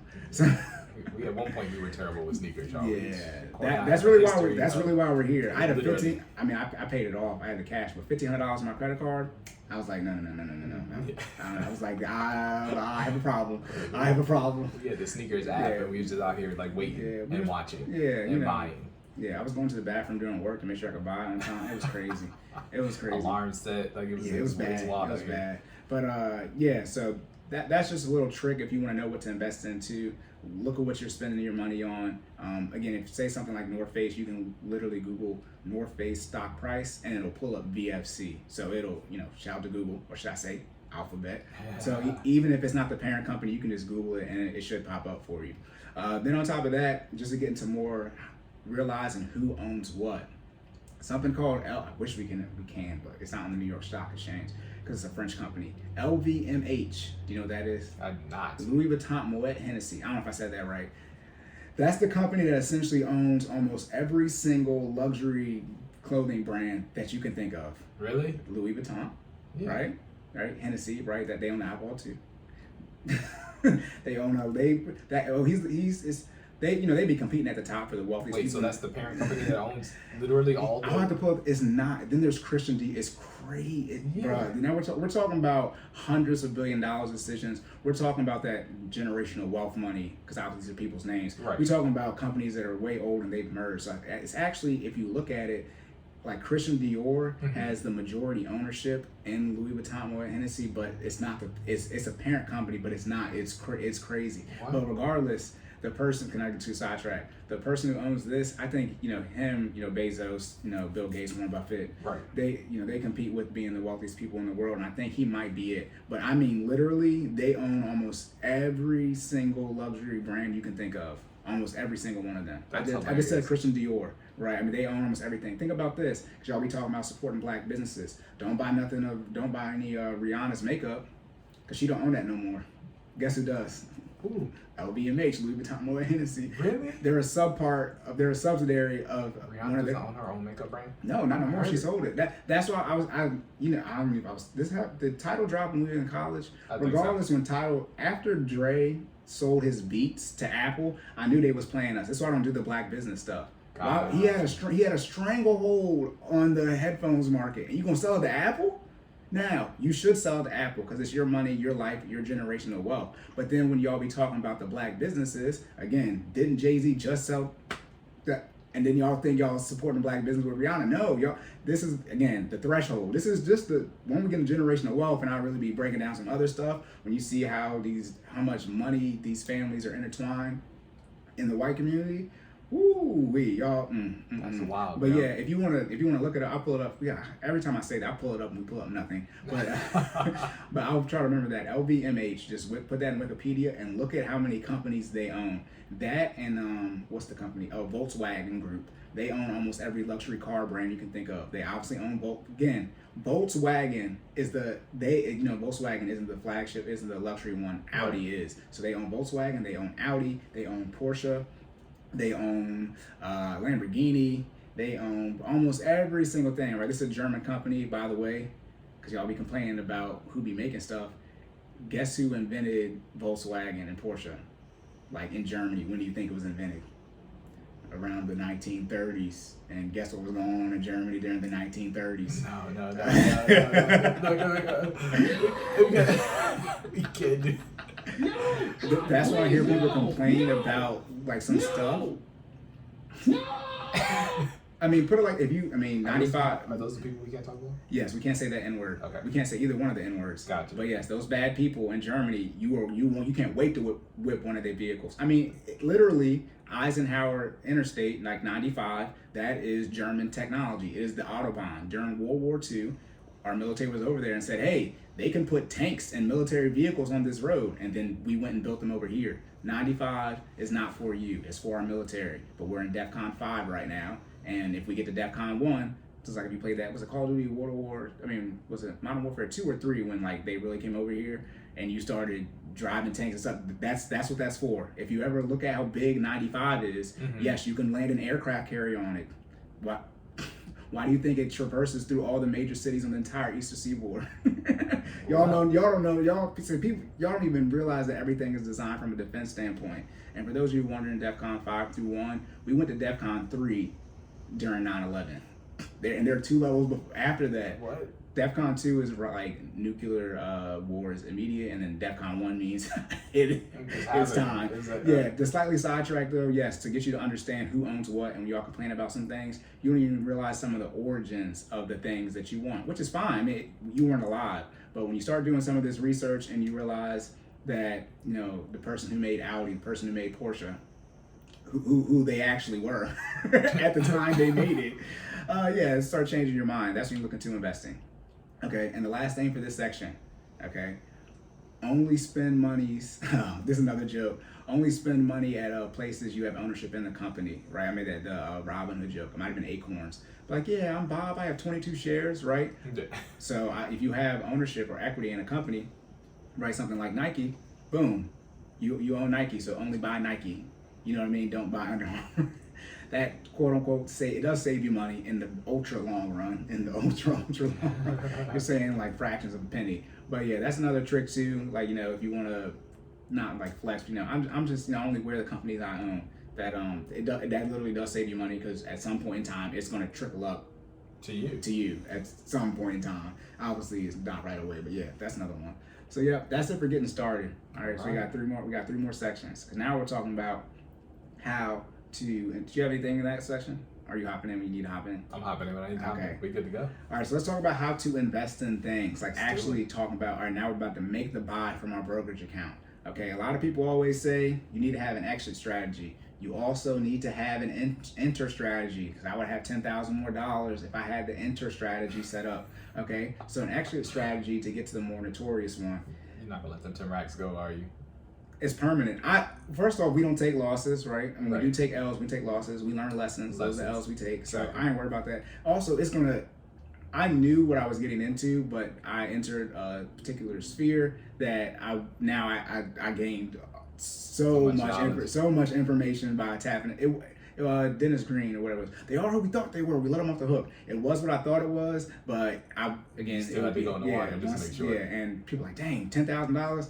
It ain't that big of a deal. I'm gonna make it back in a couple months. Hey. So, hey, from a saving standpoint, not even from an investment standpoint. Jordan already knows I done did the math to figure out when it's gonna be back a dick. Corey got the highest risk tolerance out of anybody I know. Let's put it that way. But I'm a passive investor, which is bad. So I mean, so the active investment don't bother me. Then I was just like, that's what I did. I was like, I'll take the 10K loss and just get the money back. When he told me about his investment, I was more concerned about his investment than he was. He was like, yeah, I did it. I was like, wait, what? You did what? Yeah, it's bad. But yeah, okay, so you want to have an exit strategy.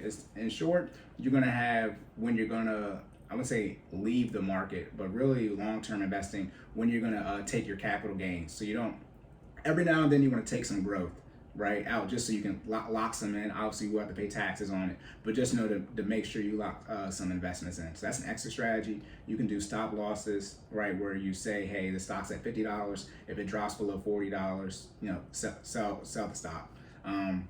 And then you can do an enter strategy, right? I didn't make this up, and I feel like I'm making it up because I never heard it before. That is when you're going to enter the market, right? So that's from a non-dollar cost average, really long-term investing standpoint. That's more of a short-term. So like when they say buy the dip, and dip meaning when the stock is trending down for either not, I would say quickly, but either extended period of time or a large percent. It's dropped a lot that day. You know, when the market crashes, a flash crash, right, which is a quick crash, and it's not a long time as far as days or months, but it's just a quick crash in the market. But yeah, enter strategy. So let's say you want to get into a short-term investment like a short squeeze, which I don't recommend you doing unless you're willing to lose all the money, which I was. But anyways, so Jordan's like, I know how much money it was, and I looked him dead in the face and said, I'll just stay at home 7 more months to right back up. Oh my goodness. But yeah, enter strategies. Let's say you want to get into a short squeeze. Again, don't recommend you do this, but you know, and it's $10, right? And now the stock is $40 and it hasn't squeezed yet. No, your enter strategy was to get in between, let's say 10 and 20, and it's not at 10 or 20, so you have to wait until it's at that price. and that's when you enter, and you can do it's not a stop, it's a, what is it when you buy it? I can't remember when you buy it. It's not a call, whatever. You can do a market buy when it's at, you can, a stop loss is when it's good, you sell it, and then you can also do the inverse of that where you can buy when it's at a certain number. And then on top of that, you got to do, you got to do more than just invest a little bit of money, right? You can't do something like Acorns where you invest 25 cents like every 3 days. You're not gonna have no money. The goal is not to invest $50 dollar cost average every month. Eventually you want to work your way up to where you're investing more and more and more money. So you start out with 50, then you work your way up to 75, then your way up to 100. And that will not only compound the previous money you invested, but it'll compound on top of that the larger amount that you're continuing to invest. So instead of doing lifestyle inflation, remember necessities, debt payments, investments, lifestyle, you would do investment inflation. That sounds bad because inflation is a bad word in that standpoint. But you would increase how much money you are investing. Okay? And then on top of that, let's see. Okay. That goes back to what you were saying, where time in the market is more important than timing the market, right? And yeah. If you're increasing, if you have time in the market, right, you've been investing for a long period of time, and you increase the amount you're investing as time goes on, then by definition you will have more money, right? Yep. Okay. And then dollar cost averaging, because I say that a lot. DCA. That's when you invest a certain amount of money, let's say $100 every month, regardless of how the market is doing. So when it's up, you're still buying it, and when it's down, you're still buying it, and then that's averaging out your dollars. That's a good one too. They named that one well. So you'd be averaging out the dollars you're investing. Okay, and then like I said, that 10 to 15% you want to invest. That's the number I've heard, anywhere from 10 to 15% of pre-tax you want to invest into your retirement. So a lot of you want to, the number is $1 million, right? How much do you have to invest? That's usually $500 at a 7% return over 40 years. So you would dollar cost average, you would invest $500 every month for 40 years at a 7% return, and that'll get you a little over $1 million. Write that down. You're welcome. Yeah, if you want to know the floor of how much money you need to invest every month, it's $500 at a 7% return. And thankfully, the S&P 500 is going to get you 7% because it don't do less than that. Right. So that's why when they say you can have $1 million, it's like, yeah, remember that car payment. It's $500, but then you married, it's $1,000. Okay. That's your million right there that y'all throwing away. Oh my goodness. Okay. And then, double digit returns. When you're actually looking at, this is more for ETFs. When you're looking at what you're investing into, you want to look anywhere. Hopefully you can get 10 years, but it depends on the brokerage you're using, on how much information they give you. But you need at least 5 years of return history, and it needs to be double digits. So it says of the last 5 years, it needs to be at least 10% return for that, and hopefully you can get a 10-year and see that it's double digits as well, because that obviously you can't predict the future. That's the best way to predict the future projections. The one thing you do, it's not our fault, but due to 2020, a lot of stuff went crazy. So unfortunately for the next 10 years, they're going to be a little bit off because we had a crazy. We've never pandemic before. Sorry. We had some ETFs doing over 100% return. So you might see like the 1 year to date, like some stuff is still triple digits, and that's not how you invest. That's probably not going to happen. So yeah, and then let's talk about what you can invest into. Okay. You can invest into your 401k. 401k is literally the tax code in the IRS, Section A, subsection 400, subtitle 401. Then you go to 401A, 401B, 401C. Then you get down to 401k, and those are the rules around your 401k setup. A 401k or a 403B, right? There are other ones, but 403B is more state-based, like teachers, nurses, things of that nature. That is an employer-sponsored retirement account. So essentially, they're able to match. That's why they're able to match the money, because it's quote unquote theirs. Then on top of that, that money is also pre-tax. So you put that money in before you get taxed. So it's a pre-tax deduction. So that by putting money into your 401k, you will lower your tax burden. So for those of you who are paying a lot in taxes, or you owe money every year, you can bump up how much money you put into your retirement, and then that will hopefully decrease your tax burden. Again, not a CPA. Get with one to verify that will actually happen.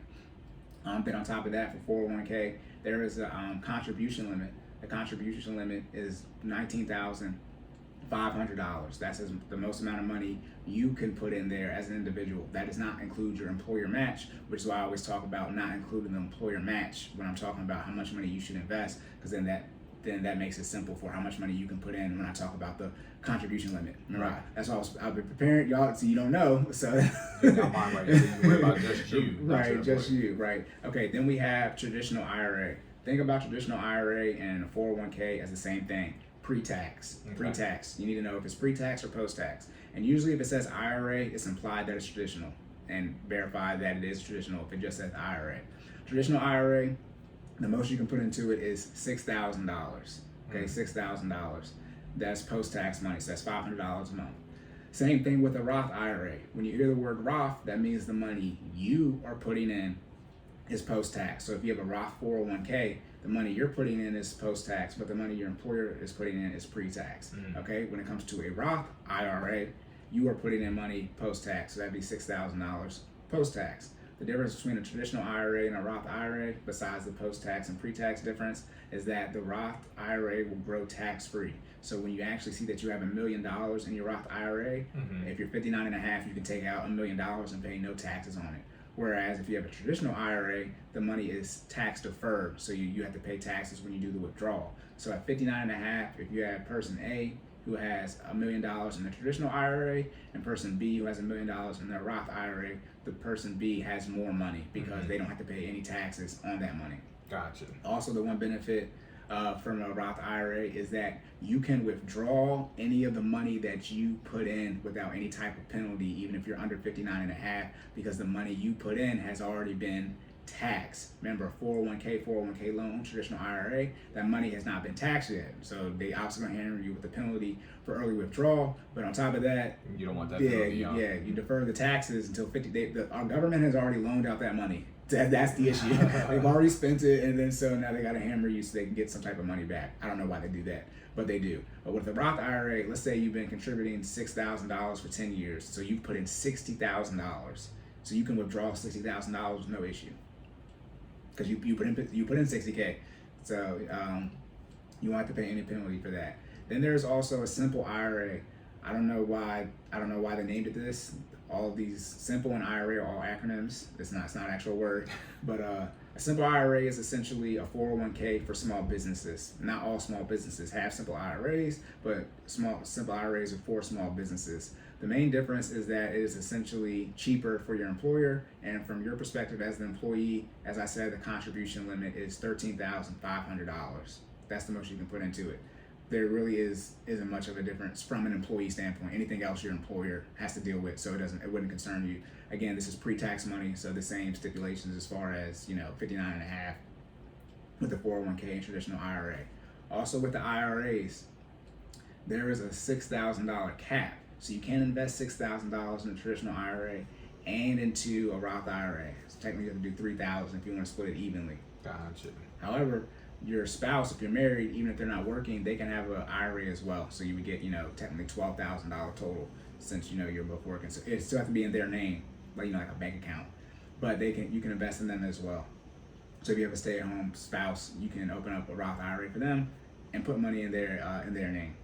And then on top of that as well, there are income limits for Roth IRAs. They're not income limits for traditional IRAs, but there are income limits for Roth IRAs. For a Roth IRA, the income limit, if you're single, there's a threshold. Here we go, complication. Once you hit $125,000 or less, you can contribute $6,000. Okay. Then there are 10 sections, including the $125,000. Each section is increased by $1,500, and you lose $600 every $1,500 you go up in income. Oh my goodness, I know. So let's say you make $126,500. Okay, that's $1,500 more than $125,000. You will only be able to contribute $5,400 into your Roth IRA. That's a $600 difference. Then another $1,500 is $128,000. So you lose a $600. So that's going to be $4,800, and that scales all the way up. Like I said, it's 10 sections. It scrolls all the way up to $140,000. Gotcha. So at $140,000 plus, you won't be able to contribute to a Roth IRA. If you're married, that number is usually double, but it's not doubled here when they do the tax stuff. It's $198,000. Came up with that. So you make 100. Wait, I'm not done yet. You might got something else too that's about to be like, what? It's $198,000. So 198K or less, you can put the 6,000 in. Obviously 12 here because you're married, but 6,000 in. And then fortunately for easy math, it goes up $1,000 here. So 199, right? Then 200,000, all the way up again, 10 sections to 208. So from 198 to 208, that's the threshold of where you lose that $600 that you can put into a Roth IRA. Per $1,000 you increase in your income. And again, the math part where y'all hated math and talk about these equations, what I said was very clear. Now I'll have to write it down and explain it to you. But I don't feel like doing the math again that I just did for that. But yeah, now this is not your gross income. It is your MAGI, or MAGI, your modified adjusted gross income. What is modified adjusted gross income? Man, look, ask your CPA. Modified adjusted gross income can be the same as your gross income. This is taxes. It depends on your deductions and all these other things. But in short, your gross is always the most. So just do it based off your gross so you're safe. However, if you're gonna come up against this threshold, you should have a CPA anyways. If you're married and you're 200K household, you should be paying someone to help you with your taxes every year. Because one, I know you have the money because you make two, right? And same thing with single people. If you're making 120K, you need to pay someone to help you with your taxes, and they can obviously help you with this. Now, Roth IRA or Roth 401K for retirement investing, that's like the go-to one. That's the golden goose. How do I do a Roth IRA then, Corey? If I make too much money, there's something called a backdoor Roth. That is not an actual product. It is just a method to allow you to invest into a Roth IRA. To do a backdoor Roth, to say this first, you need to work with a professional. That's usually the recommended thing. Okay. But what it actually is that essentially you open up a traditional IRA and you pay the taxes up front and then you roll that over into the Roth. That's literally all it is. But again, when you do your research on it, and Jordan's like, what? When you do your research on it, it is literally gonna always say, everything I've read, work with your brokerage or a tax professional or investment professional. That is usually always the advice, because they can help you. Actually, somebody has to execute it anyways. Right. But you will work with that. So yeah, you would open up a traditional IRA. Okay. Because that's pre-tax money. Right. Pay the taxes ahead of time. Okay. And then you roll that money over into a Roth IRA.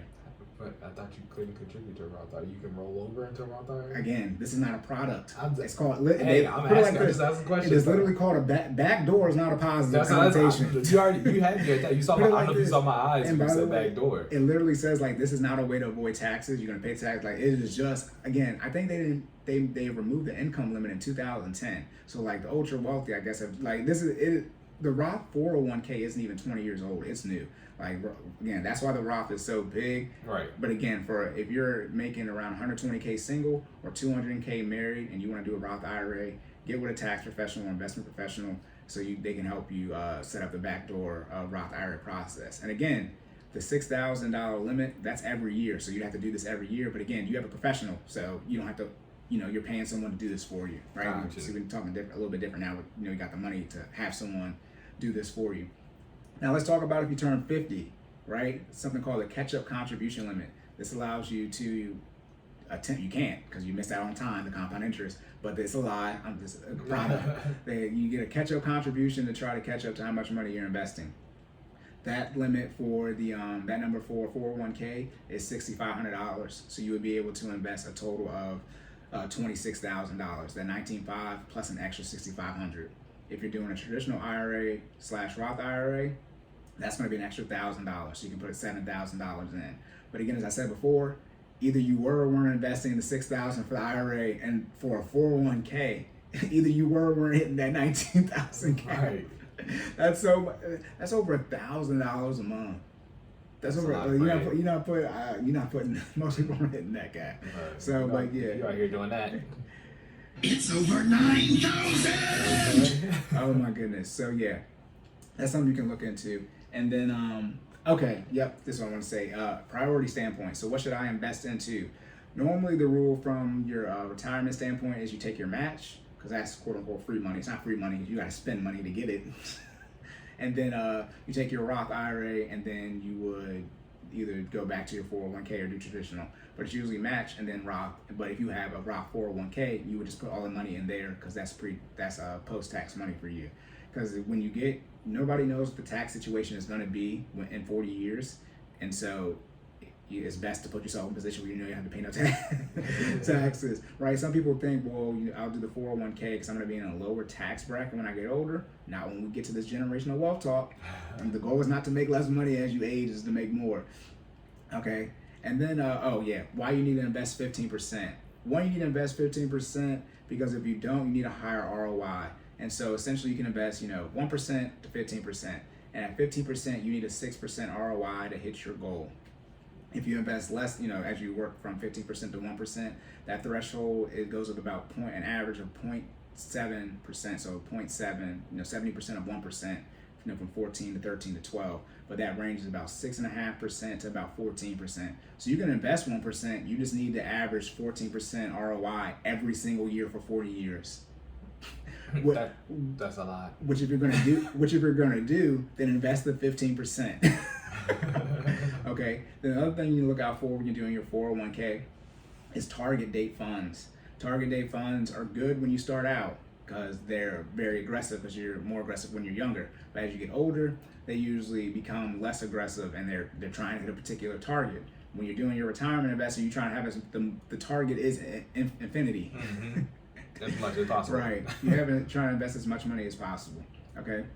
And also remember that So for those who aren't familiar, your target date funds are like things like the L2030, L2040. They usually have the retirement, the expected retirement date associated with the investment, right? So it's basically telling you like, hey, it's 2021 right now, and if you invested in the L2040, right, they get you 19 years for this investment to be right for you to then take profit, right? That's the mindset behind the naming convention. Right, yep. And the last thing too, so when we talk about post-tax investing, we're talking about short-term, long-term capital gains. I'm gonna explain those real quick. So for something to be long-term capital gains or capital gains, whenever you invest, you have never made any money until you sell. And obviously you don't lose money until you sell. So while that money is sitting there, I know they call it profit, but that's called unrealized gains. When you sell that money, you have now realized those gains. And those gains are either gonna be short-term or long-term capital gains. Short-term capital gains is something that is 365 days or less. Long-term capital gains, it has to be more than a year. Back to math, a year is not more than a year. Okay, 365 equals 365, okay? So for long-term capital gains, it has to be 366. For short-term capital gains, that is viewed as ordinary income. So you're gonna be paying anywhere from 10 to 37% on these taxes. So for the tax brackets, real quick, because I'm going to do this for you guys so I can say I've done it at least one time. If you're single, right, 10%. The tax brackets are 10%, 12%, 22%, 24%, 32%, 35%, 37%. Those are the 7 tax brackets, and we live in a progressive system. So as you make more money, you pay the taxes in that range. So if you're single, you pay 10% on the first $10,000. Okay, then the next, technically $30,000, but from $10,000 to $40,000, you're going to pay 12% on. Okay, then it's going to be from $40,000 to $86,000 and 22%, $86,000 to $165,000 for 24%, and then $164,000 to $209,000 for 32%, and then $209,000 to $523,000 for the 35%, and then $523 plus for the 37%. I'm saying that to say is that's where your short-term capital gains will fit into. So let's say you're in the 22% tax bracket, so you make $70,000, okay? Then you get $10,000 in short-term capital gains. Technically, you would have made $80,000 that year because it's taxed as ordinary income. Mm-hmm. So 22% of $10,000, because you pay your full tax rate of it, you will owe $2,200 in taxes. Not owe, but it will be due. Obviously, there's a delta if you get a refund or not. Then for the married, same situation, but the ranges are essentially double from the 10% tax bracket to the 32% tax bracket. The 35% tax bracket is different. It goes from $418,000 to $628,000, and then $628K plus. Same situation. That's for short-term capital gains. Long-term capital gains, they're subject to change because Joe Biden is trying to change this, but it's 0%, which is I think 40,000 or less. Then it is then it's 15% and 20%. And the 15% range is like up to $400,000. And that's why Joe's trying to make like another thing above the 20%. Because again, you have to hold this for 366 days a year. But if I started a company 10, 15, 20 years ago, and I have not realized any of these gains, I have to pay 20% in taxes. What is it? Oh no, is it? Oh no. Yeah, y'all gonna be mad. Actually, no. This is the 1%. there were so many different ones I wanted to play in that situation. Press them all. Right. Yeah. Okay, and then all right, that's it. That's how to invest in things. Okay, because I'm running out of time, so I'll just say this stuff later. All right, so the next section. I was like, don't rush through the content, bro. We gotta. You just want to thug it out? I mean, we did. Might as well. We already here. I was about to say. We are off next week, so y'all will have enough time to listen through all of this. Yup, you lucky to blame Jordan. Okay. You good. Look, we got 2 episodes left, and this might be the Don't Press Pause. Let's go. Let's talk about. I know. So yeah, after this, we got 2 more left. So let's talk about when you're liquidating your investments. The last thing you want to do, as I mentioned, is you want to create the least amount of taxable events as possible. Again. Yes. Hold on. Say it one more time. You want to create the least amount of taxable events as possible. Again, the reason the wealthy have money. Again, Jeff Bezos, his net worth is, I don't know him personally, but it's likely in a majority of his net worth is in the fact that he has all these unrealized gains in the shares he owns in Amazon. And again, you don't pay taxes until you sell them. So y'all be wanting to pay taxes, but he can't pay no taxes. He hasn't created a taxable event yet. Okay, and the goal is to create the least amount of taxable events as possible. And like I said, most of that stuff he's held for over a year, so it's 20%. 20% on billions of dollars, which is still a lot of money. But yeah, you want to create the least amount of taxable events as possible. Okay, and to do that, what you do, you build your defense first. Budget, team, mental makeup, getting out of debt, emergency fund. So whenever something comes up, you don't have to liquidate your investments before you want to. Okay, and then back to the wealthy. Compound interest. I talked about that rule of 72. This is crazy. Warren Buffett has made more money, his majority of money he's made in the last 20 years of his life than the first 60. That's just due to the compound interest, the straight compound interest. Stacking. If you want to look at something crazy too, Robert Kraft. Robert Kraft is the owner of the New England Patriots. Look at the net worth of the New England Patriots when he bought them. Who knew they would get to 10 Super Bowls? Regardless, they did. Obviously, that obviously helps, right? Why it's so high. But essentially, he went from, they're being worth less. He paid less than $1 billion for the Patriots, and now they're worth like $5 billion. Okay, and talk about multiples. Yeah, right. And I mean, like the Cowboys and the Knicks and the Yankees. Those are the teams. They just worth a whole bunch. The Patriots weren't worth a lot when he bought the team. They were, middle of the pack bottom. Obviously, the success of New England, but look now what New England. The branding now that he has right from it. So, and he didn't, again, Robert Kraft's like 70, 80. So if he bought the team 20 years ago, that means he was in his 50s when he got it. So we're talking about that long term. So that's the thing, a lot of y'all can put in this work for 30 years. Obviously, you're all not going to have a $1 billion play, right? But he didn't buy the Patriots at 20. He bought them in his 50s.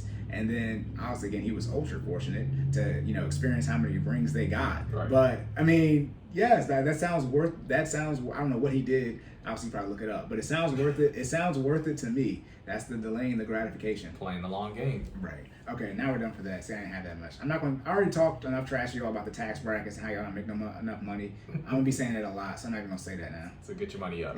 Bottom line up front. I'll summarize it for him. Right. Get your money up. Because in reference to the short-term, long-term capital gains, again, the tax bracket is $20,000 to $80,000 if you're married. That's 12%. And you talk about a single person who makes $100K, they're in the 24% tax bracket. Y'all are not going to pay the same amount of taxes on $10,000 in short-term capital gains. That's why they're going to be looking at y'all crazy. I feel like a lot of y'all didn't even realize you had to pay short-term capital gains on half of these games y'all be playing. China let us know that about GameStop. So this AMC squeeze does happen. Them short-term capital gains is due, but the way they talking and make it seem like it's never going to happen. No, they just keep pushing it back. If you would have bought AMC, beginning of the pandemic, when it was $1, you'd be have long-term capital gains when it went up to $72. Look at that 20%. But yeah, that's it. Why it's important to have your enter and exit strategy ahead of time, right? Right, Be yeah. locked in. Yeah. So now, all right, next section. All right. What can you invest in, Corey? Yep. So I already went over that a little bit in the 401k, right? In the Roth IRA and simple IRA. I already went over all that. That's what you can invest in. Then there's something else called an HSA or an FSA. They're two different things. You have the health savings account, then you have the flexible spending account.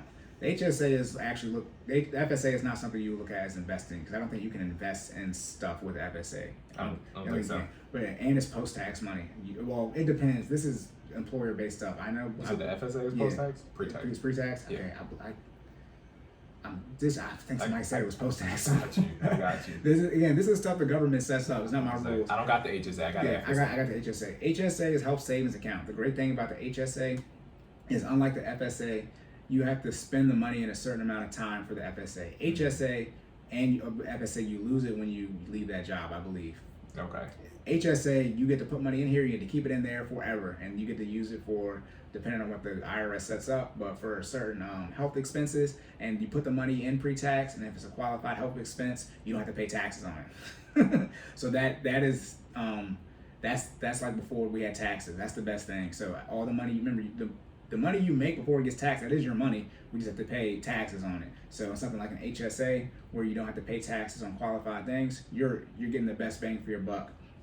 In that scenario, and you also have the options to actually invest that money. It obviously depends on what your job has set up, because it's an employer-based thing. It also depends on every employer doesn't offer these things, so this is more employer-related. But the HSA is offered another option if you want to know when you should invest into your HSA, because it has a cap, or your FSA. It would be after you're doing your 15%. It is nowhere near you because you can't get the returns. It's you're not using it as an investment vehicle. It's just it's the cherry on top. I said whipped cream. This is the cherry on top of the whipped cream. You have an HSA and you can max it out. Mm-hmm. Go ahead and do that.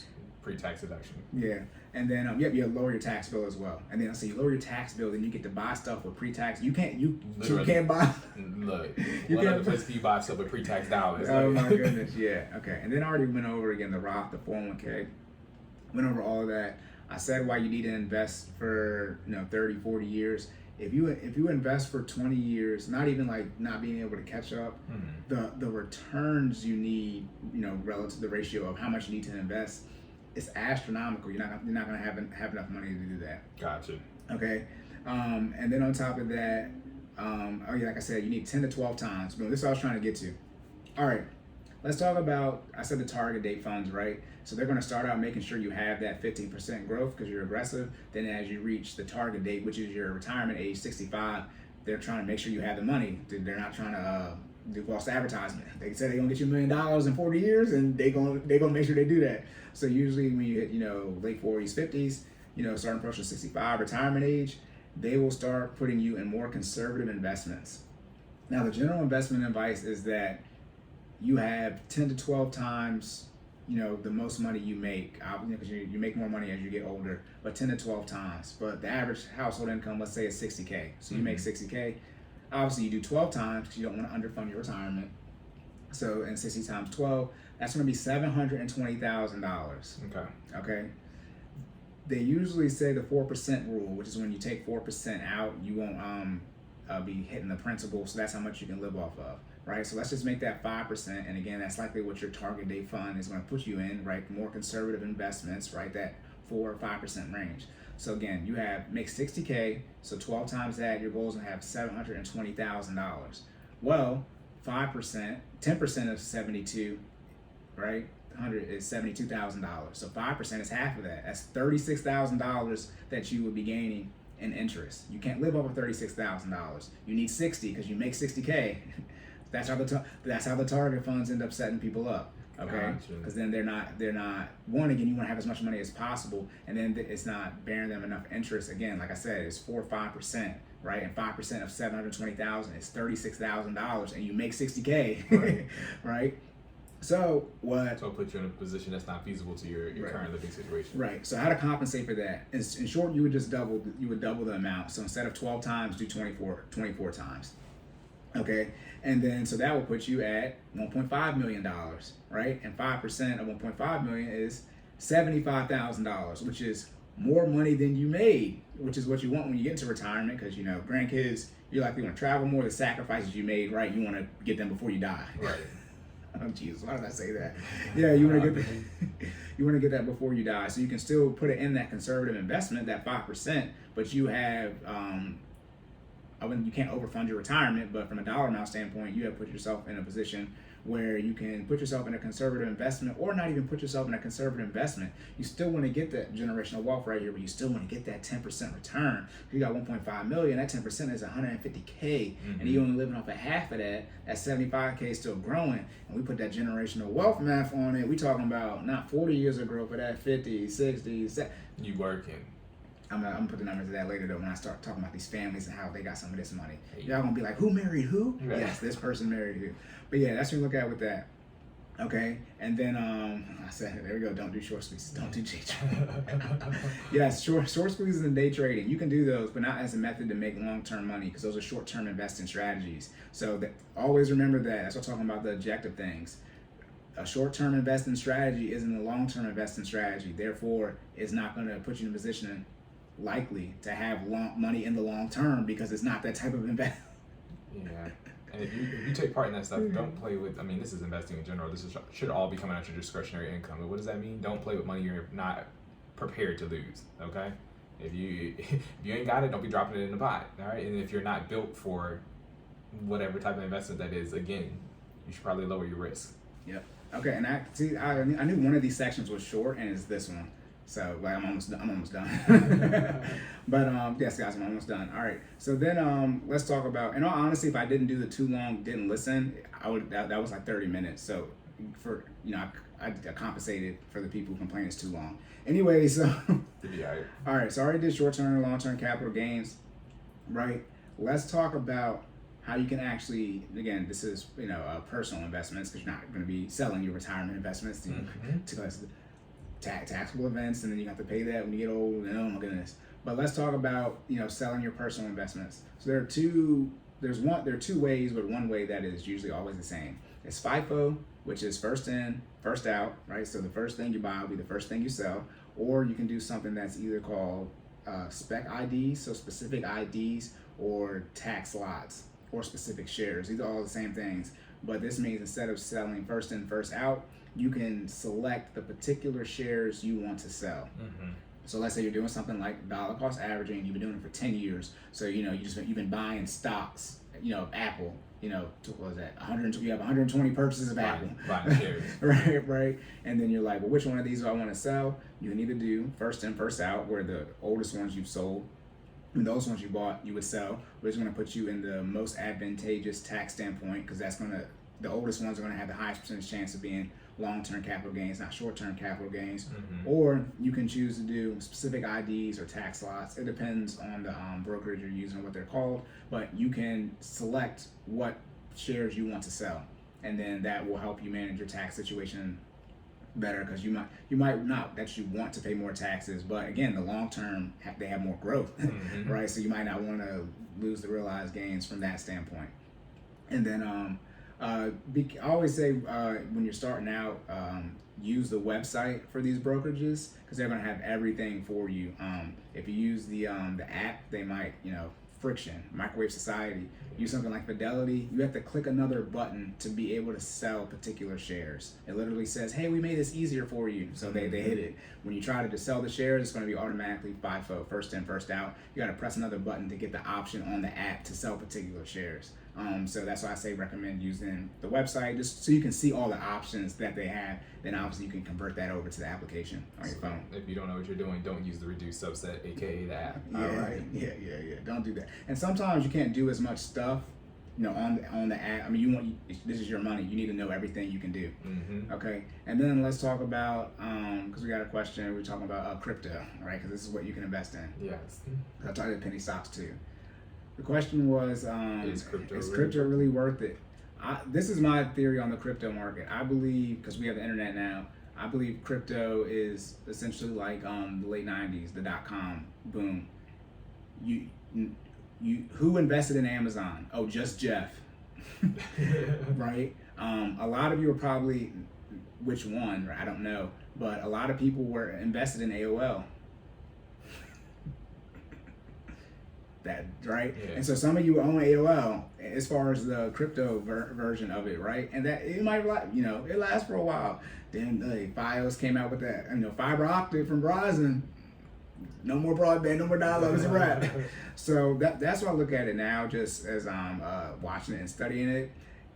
Again, we're the first generation with social media, so stuff is just so amplified so quickly. But something like Doge, yeah, Elon can speak and then it does what it does. No, that's not good. I think with crypto, it's the blockchain is the biggest thing with it. Mm-hmm. Ethereum is, they say that's the best one with the blockchain. So that in theory would be the best crypto, but however, doesn't have Bitcoin has the highest valuation for it. Right. As far as I would, if you're gonna buy crypto, I would just dollar cost average and buy and hold. The taxes, the IRS is trying to catch up and get these tax laws in place, but it is not sound, set in stone. Like I can give you all the investment information for stocks, and again, like I said, these brokerages are required to report all this information to the government about when you buy, like how do you know these particular shares you can sell, because your brokerage got to notate it. They have to know all these type of things. With crypto, our government just hasn't gotten to that point yet, and I wouldn't recommend people get into a position where now because if the brokerage isn't tracking it, then it falls to you to keep track of all of this information. And so I just don't want people in that position. If you just buy and hold, you're likely not going to have any issue. However, I'm not the IRS. I am not the IRS. FBI, open up! So, whatever they say, goes. And, people who are selling it and or using it to make purchases, and y'all aren't tracking this, I'm going to assume they're going to impose fines on people who, your pocket's gonna be out here like, He needs some milk! that's what your pockets are gonna say. literally. Yeah, so in general, I don't have crypto. It's not where I'm at right now. Obviously, like I said, I lost a 10K, so I had to lock back in and do what I need to do and lock in on my planning and what crypto is not. I have not reached the date yet where it's time for me to invest in crypto. Okay. But if you do want to get into crypto, definitely I would only dollar cost average into it. And again, it's crypto, so you can put $1. You don't have to put a whole bunch of money into it. I dabble a little in crypto. If you're gonna do it, do your research, okay? Like Corey said, dollar cost average. Again, only play with, this is your discretionary income. Only play with money that you're prepared to lose, because income does not have a cutoff time. You can trade you can trade cryptocurrency, all day, all night. It does not freeze like the market does. The market has a cutoff time. It is 24 hours a day. You can buy Bitcoin at 1 o'clock in the morning, okay? They can crash at 1:30 a.m. Exactly. You can wake up and all your money be gone. Literally. And passive active investing, I don't got time to wake up. Your money's gone. Yeah. Talk about active. That's pretty much as active as you can get. Yeah. Right? Because I got to be on the internet now, social media, to do all this stuff. So unfortunately, it's in my face now more than ever, because I'm doing all the posts and research and stuff. Oh God, I can't wake up and see all my money going. That's like with the market. The market closes. You can do pre-market, stuff, but still, it ain't happened yet. Right. You can just lose all. You better cook out. It's Saturdays, 5 p.m. We 6 beers deep. And when you talk about it, I lost all my Bitcoin. Oh my goodness. But yeah. Then again, the taxes, IRS, short-term, long-term capital gains. They did deem it either this year or last year. Crypto is more of it's like real estate. So the taxes are handled differently on it. It's not like cash. So that's the one thing you have to look at too. Crypto is viewed as property. I don't know why they did that. They did that. That's the rules. Again, IRS, Treasury, Teenage Mutant Ninja Turtles. FBI, open up! That's what they said. So that's what you need to know about it. And then, the last and final thing is to start investing early, and if you can, start investing aggressively. Remember, you wouldn't have no debt. You would have emergency fund saved. You can start investing aggressively. Again, necessities, debt payments, investments, lifestyles, but there is no debt, and investments outrank lifestyles. So you can invest aggressively. So obviously, the younger you are, the more money you can have invested due to compound interest.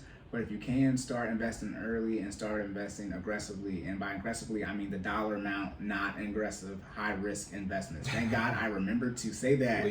Yes, I mean the dollar amount. So if you're going to buy, if you're on a dollar cost average, budget to invest, as much money as possible into what you're going to put into, not get into high risk investments from an aggressive standpoint. So it means put more money into the market. It Yeah. doesn't mean put all your money into Into the a market. penny stock. Yes. Okay? Yes. All right. Yeah, and by the way, I did not put all my money in. People went, how much you put? I did not put all my money in. Again, the emergency fund did not get touched. So again, I'm okay. All right, and then okay, because that's gonna put you in the, and this is what again, y'all don't be ready yet, because y'all just study selfishly for yourself.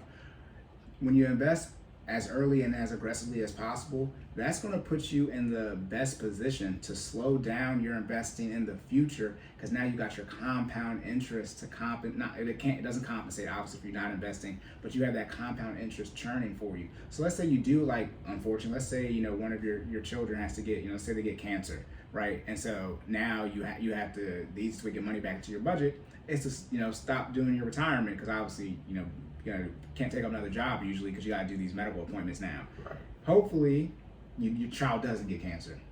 Hopefully your child does not get cancer. However, if that does happen, because it will happen to somebody, hopefully your investments, like I said, that 100K mark, but you've been aggressively investing, and if need be, you can just no more investing. Just again, obviously this is the most dire situation, but you would have the emergency fund saved. Your job's you're not in danger of losing your job, and you just got this money here for anything extra that you need just to help sustain you through this period. Because your employer may not cover all the medical bills, or they will to a point, right? I mean, it can be different depending on what you have. Right. But by starting investing early and aggressively, you'll be in that position to where, if need be, you can stop investing to your retirement, not pull it out. Not withdraw early from your retirement, but you can stop investing into it. That's the one thing y'all won't realize it until you're there. And I'm not told you so person. This is why I say you need to get out of debt as fast as possible and start aggressing as far as dollar amount as fast as possible. So it might not be you, but it is going to be somebody, again, that 99%, 1%.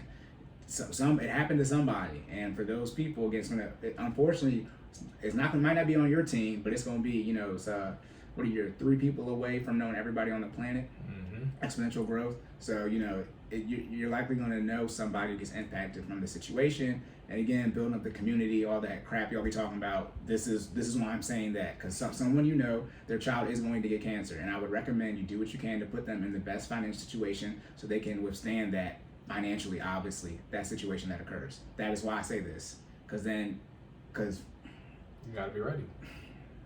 You gotta be ready. Okay. That's it. You good? That's it. Now, we're not done yet. Because we did what you can invest. So what's the second to last one right there? We need to transfer into generational wealth. We gotta transfer into generational wealth again.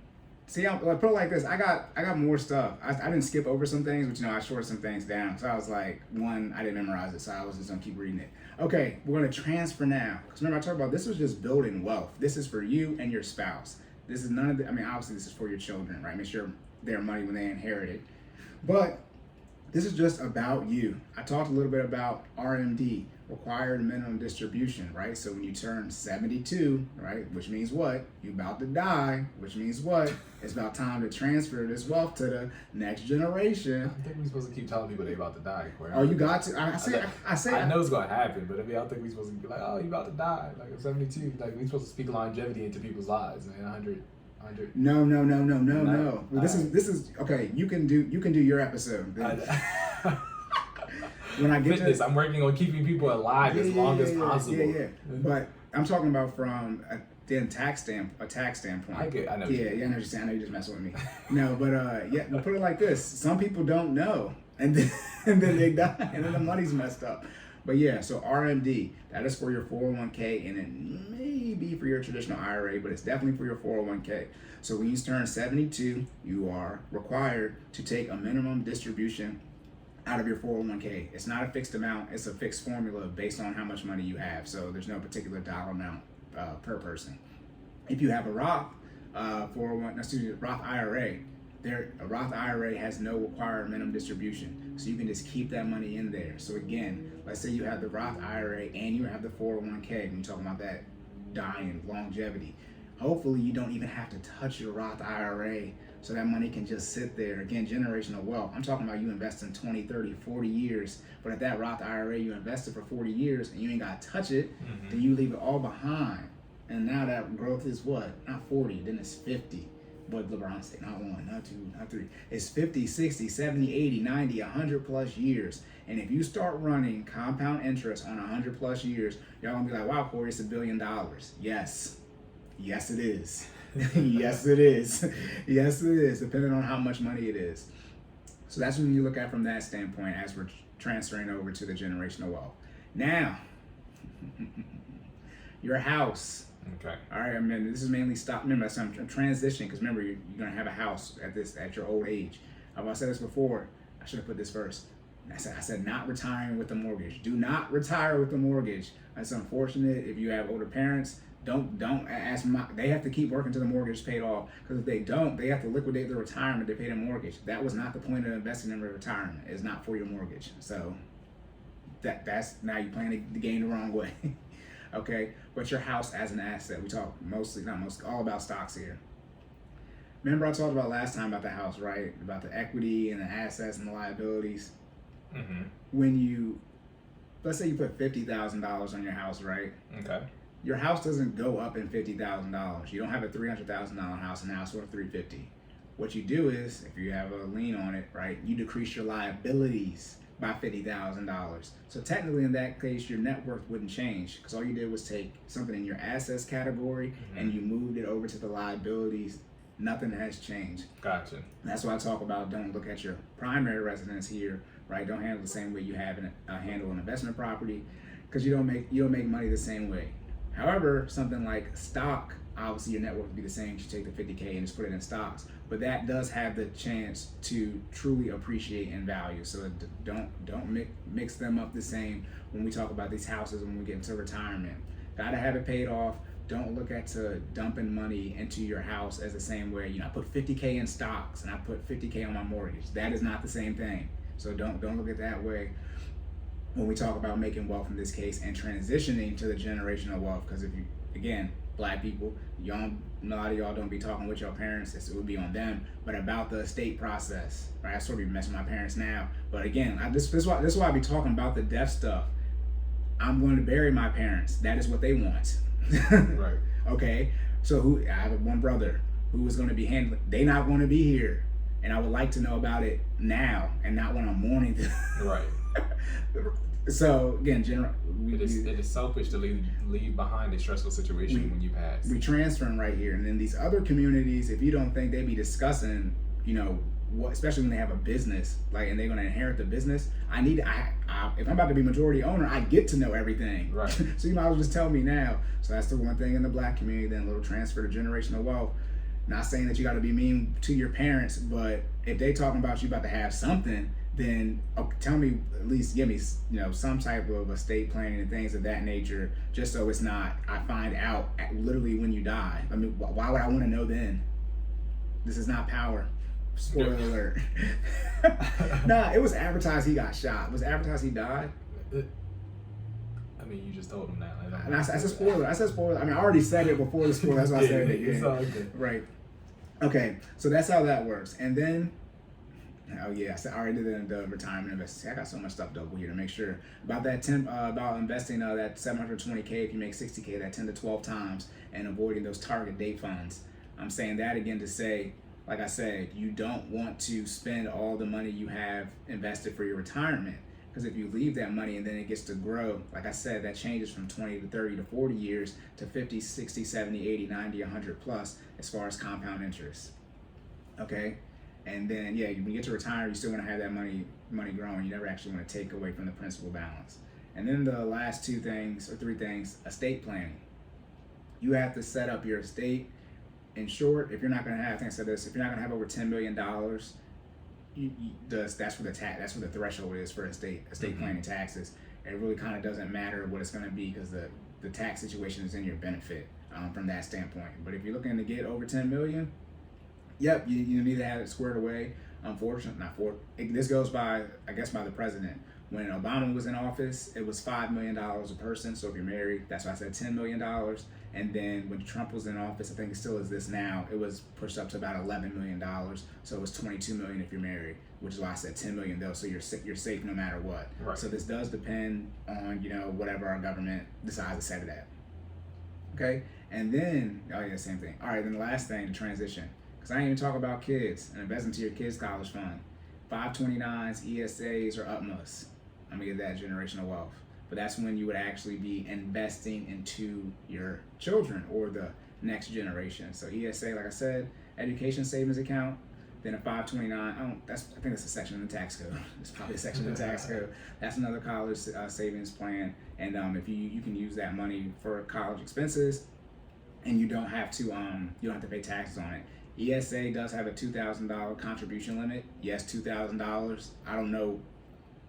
The amount of college is on pace to be like 40, 50K a year in 18 years. So obviously 2,000 probably not gonna get you there. Right, that's $36,000. They do also have an income limit. It's $220,000. But a 529 per person? No, household income. Household, okay. Yeah. And then on top of that, in the 529, there is no income limit. But you do, what is it? I think the cap is about $14,000 or $5,000. This changes as inflation increases. They increase these amounts. That's why I don't really know what they are, because it's always changing. But it's around that. The one thing with the 529 ESA, you can't use them both for the same thing when it comes to, even though they're both college savings plans, they both don't have the same rules for what you can spend the money on when it comes to a tax situation for college expenses. Also on top of that, 529s are state-based, and you can open a 529 in a state you don't live in. So you can live in Maryland and get a 529, in Florida. You would have to do your research. Obviously, again, you'd be working with an investment professional here to figure out the 529 that's, best for you. And then also the great thing about a 529, here we go, now crazy money. So your child goes to college at 18, right? So if you're investing for them, you can only invest for 18 years. What if I said you can invest for 20 years for them? How can I invest for 20 years for an 18-year-old? Well, for a 529, you can open it up in your name, and then you can transfer it to your kid. So for those who do that planning, remember, proper planning prevents poor performance, right? Y'all ain't make no plans for your portfolio, all them P's, that's the 7 P's, right? You could, if you want to, you can start investing for your child before they get here, and that's why this is the transition to the generational wealth. You are going to be investing money before your grandchildren get here, and before the person your grandchildren are going to marry even get here. You can start having money set aside for them. That's the transition to the generational wealth. I guess they both about to be this long, because the generational wealth stuff is way longer than this. You just got to start thinking ahead, y'all. That's ultimately what the transition, I think, alludes to. Yes. Lock and loaded think piece. Let's go. This is going to be real quick. That's what he said. Anyways, I always remember, I always make this joke. Ultimate sidetrack here. I think it's what, anything over 5 minutes is making love. Whenever. Wait.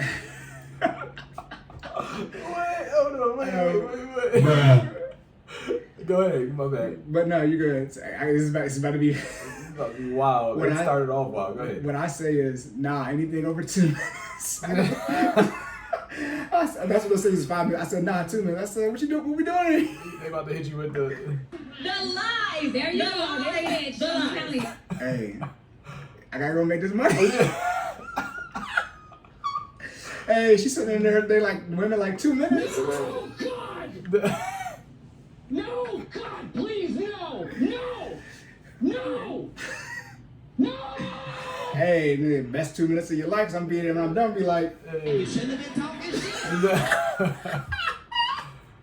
oh my goodness. Man. Why did Cory say this? Because we talking about generational wealth. How the kids go say, no, I'm joking. Okay. Get the guy here. So let me stop. All right, think piece, because we're going to be done at 2:30. All right, think piece.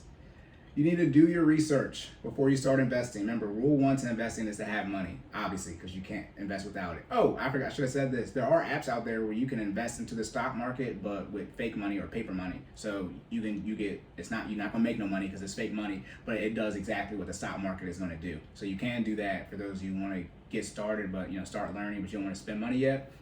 You can download apps and you can reload the money on. You can make yourself have $99 billion. So it's pretty much a video game.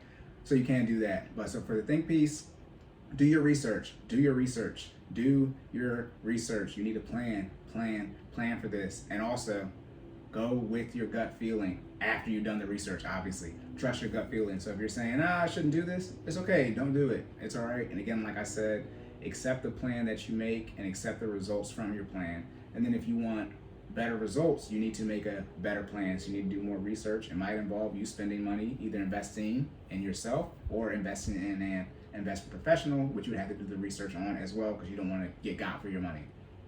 Okay? And then oh, I'm not a lot about the 2 minute, I'm gonna do this one quick. This is supposed to be bumped up. Here we go. We transition to generational wealth. This is the last thing. No, I'm gonna tease right there. I'm putting the other one because there's already too deep in. Because I talked about the 300K income. We're gonna leave that for generational wealth. So when I talk about relationships and how you pick somebody, yep, that's it. Man, let's give Cory a round of applause for all that information. Man, I know that's a lot, but he did a great job.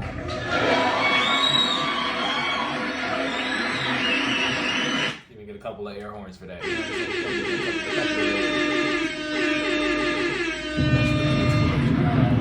Did a great job, bro. We appreciate that. I appreciate my brother. Let's give a round of applause for Jordan. Where's that?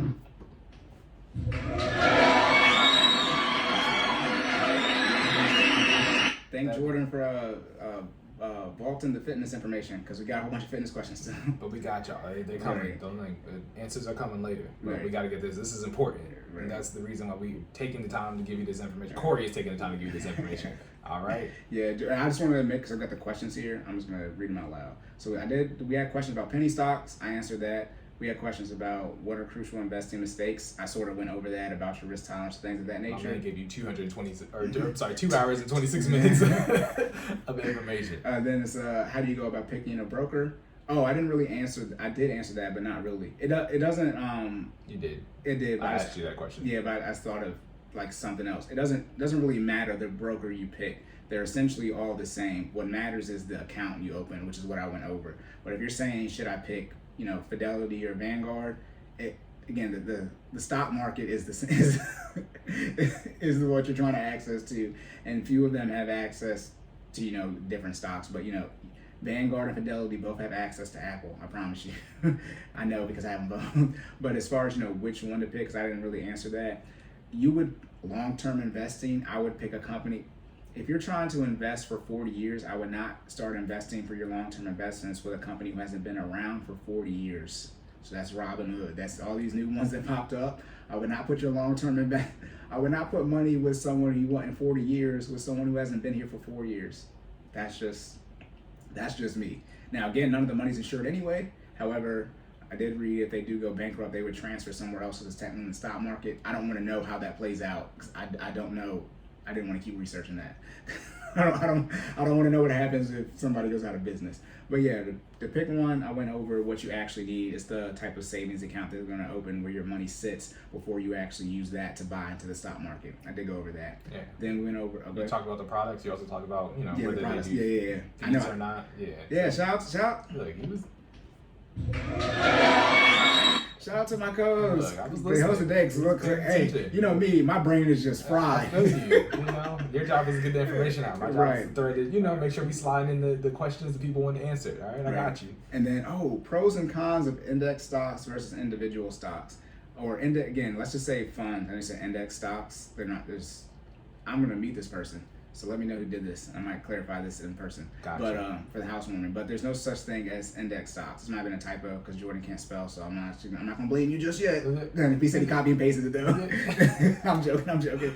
But there's no such thing as index stocks. It would be index funds. But like I said, they're index funds, ETFs, and mutual funds, and just view them as funds. And then they're individual stocks. And remember, you can funds are just made up of single stocks. So all funds are single stocks, but all single stocks aren't funds, right? So if you look at, like I said, an S&P 500 fund, it is going to have single stocks in it, because that's what makes up a fund. And then index, it mirrors, like I said, these index I talked about. I forgot to mention REITs, because they're a little bit different, but those give you monthly dividend returns. So there's something we talk about making money. They give you monthly dividend returns. You can look into that. because I already went over dividends in an earlier one. And then I already went over crypto. So yeah, I just want to make sure I mention those questions just so I know I said I did. Because I've said so much. And we appreciate y'all asking questions. Y'all really Yes. do. Thank We you had for those five Keep it questions. up. We had 5 questions today Yeah. for finance and investing. But that means y'all are listening, being active and actively engaged. We appreciate that. Yes. You know what our listeners are? Perfect. All right? Y'all listening skills are, It's over 9,000. oh my goodness. Last disclaimer, I'm not a financial advisor. Take this with every single grain of salt. When you fall down and they throw the alcohol on it, this is what you need to take it with like that. Oh my goodness. I can't believe I did this. Are we Thank good? God we have 2 weeks off. So I've been good. I've been good to go right after this. I just need a break. But yeah, did you have anything? So now you said you hopped in. Did you have anything? I think I'm good. I'm gonna come back and ask questions. Oh, yeah, later, no, I mean, but that'll be offline. But Okay. no, this is a lot of information. This is good stuff. Again, we appreciate you putting in the research, the time, and the work. I know you care about your craft, and you put a lot of effort. For those who don't know, man, Corey, he's This is not my passionate. job. Exactly. I This mean, is not my job. He's got a whole nother 9 to 5, but he's super passionate about finances. Yeah. Like my man's be on it. Like if he doesn't know, he'll do the research to know, and you know what I mean. It's impressive how much knowledge he's amassed since this whole thing started, man. I'm super proud of him. I'm definitely honored to be working with him, and the results of the labor, as you can see, what we sitting in. I mean, it works, man. So shout out to him. That's why and Sideline Adventures. Hey, yeah, we'll do the shameless plug soon. But that's when I was talking about cutting down the time. Y'all, I didn't read the whole document. And this took 2.5 hours. And by the way, this is not everything. This is. We didn't even talk Tip of about the iceberg. We didn't even talk about options. Y'all know. Please, I'm done. I didn't even talk about calls and puts. Look, I didn't even mention don't- that. Yeah, don't. Look, this is just so y'all were in the dark before. Now y'all have some Yeah. type of light. Okay. Yes. It's up to you to do some additional research or ask us questions, and then Corey will talk about calls and puts and options. All right. Yeah. Because those are the things you might need to know. Okay. Yeah. I mean, what's likely going to happen since we're going to do less time, the questions are going to be very in depth. So less questions will probably get answered. Right. That way, so I know the information is out there. Because when there's more time, I know I can just ramble and eventually say something. But yeah, I didn't even read. So I was just. But I jumped ahead that section. I just started saying stuff. That's why I was like, I already said this whole section. But yep, shout out to Jordan. This is my man's 100 grand, 100 band, whatever. I'm tired. We Ooh. family, yo. Hey, This is I went to sleep at 5, by the way. See. Y'all Like, listen, you was y'all on don't even one. know. You And then was on before you got I here. drove an hour, and then I got to drive an hour back. That's And what he I'm ran this morning, man. I did so, run this so morning what as does that well. mean? He still made time for fitness. Always got to squeeze a little bit of fitness in there. All right. All right, you ready? Shameless plugs. Shameless plugs. Where can people find you at, Corey? I am at sideline. Shoot, I'm at this video. I am at sideline_Cory. By the way, if I talk too fast, I'll listen to this and I'll try to talk slower on generational wealth if I do that. So please let me know because we have 2 weeks. So I want to make sure I talk slower if I'm just talking too Well, what does fast. that mean? You have to do. Leave us reviews. Leave us Yeah. comments. Like, Right share, now. subscribe. I'm just gonna ask China. She'll let me know. Of But course. yeah, I'm at sideline_Cory. Again, that's sideline_Cory. Cory is spelled CORY. That's Instagram, Twitter, TikTok. Awesome. You can follow Jordan at. Stop Stalling J. That's STOPSTALLING JAY on everything. Business page. FinallyFit 06. That's FINALLFIT 06 on IG and Facebook. Then our YouTube is Cordan in full effect. Again, Cordan in full effect. And y'all hit that like button.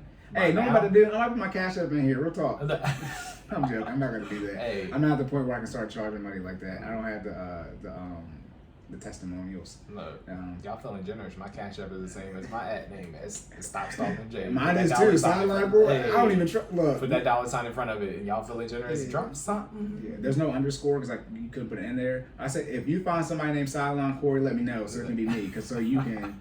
But yeah, Cordan in full effect is our YouTube channel. Please like, subscribe. Right, please like this video if you watch this whole thing and you're listening to this right now. Yeah. Thank you, China, because I know you're gonna like it. Please Appreciate leave it. a comment. She might leave a comment too, but she's probably gonna ask me questions about this. And then I was like, God, that's why I didn't want to mention you because now we have 2 personal relations. China and Jordan and myself, we squad, so it's like it's all the same Squad. Yeah, it's a lot of the same synergy going on. But yeah, China she's my Hennessy drinker. Yeah, Jordan was And we all gonna be in the same place in 2 weeks. Yeah, let's say China my man's. But yeah, like on there, subscribe, leave a comment, Apple Podcasts, Spotify, Podbean, Google Podcasts, leave a rate and review.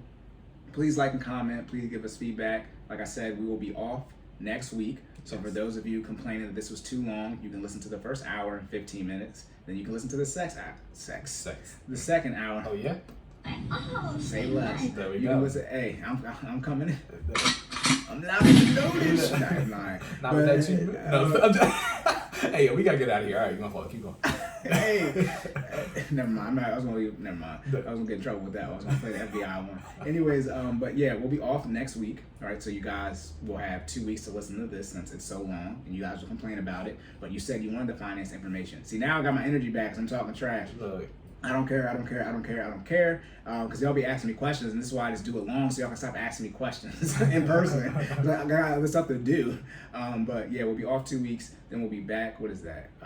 8, 12, 9, 19. We'll be back after that. 26. Yeah. 26, we're going to be dropping the Generational Wealth episode 14. And then the following week, we'll be back to our regular scheduled program. We'll do fitness and finance segments. But like I said, they'll be cut down. There'll be 25 minutes for fitness, 25 minutes of finance. You guys have requested shorter forms, as this is 2.5 hours. Right. But yeah, do you have anything else? I think we good. Good. I'm just now. I just got so much energy. I'm just been talking so long. Stop me. All right. So You got it. I got it. Right. Yes, sir. I would say yeah. You said you wanted the intro, not the outro. Nah, you got it. Look. All right. So remember to save more and say less. And keep making better your best. And we will catch y'all in the next one. Let's go.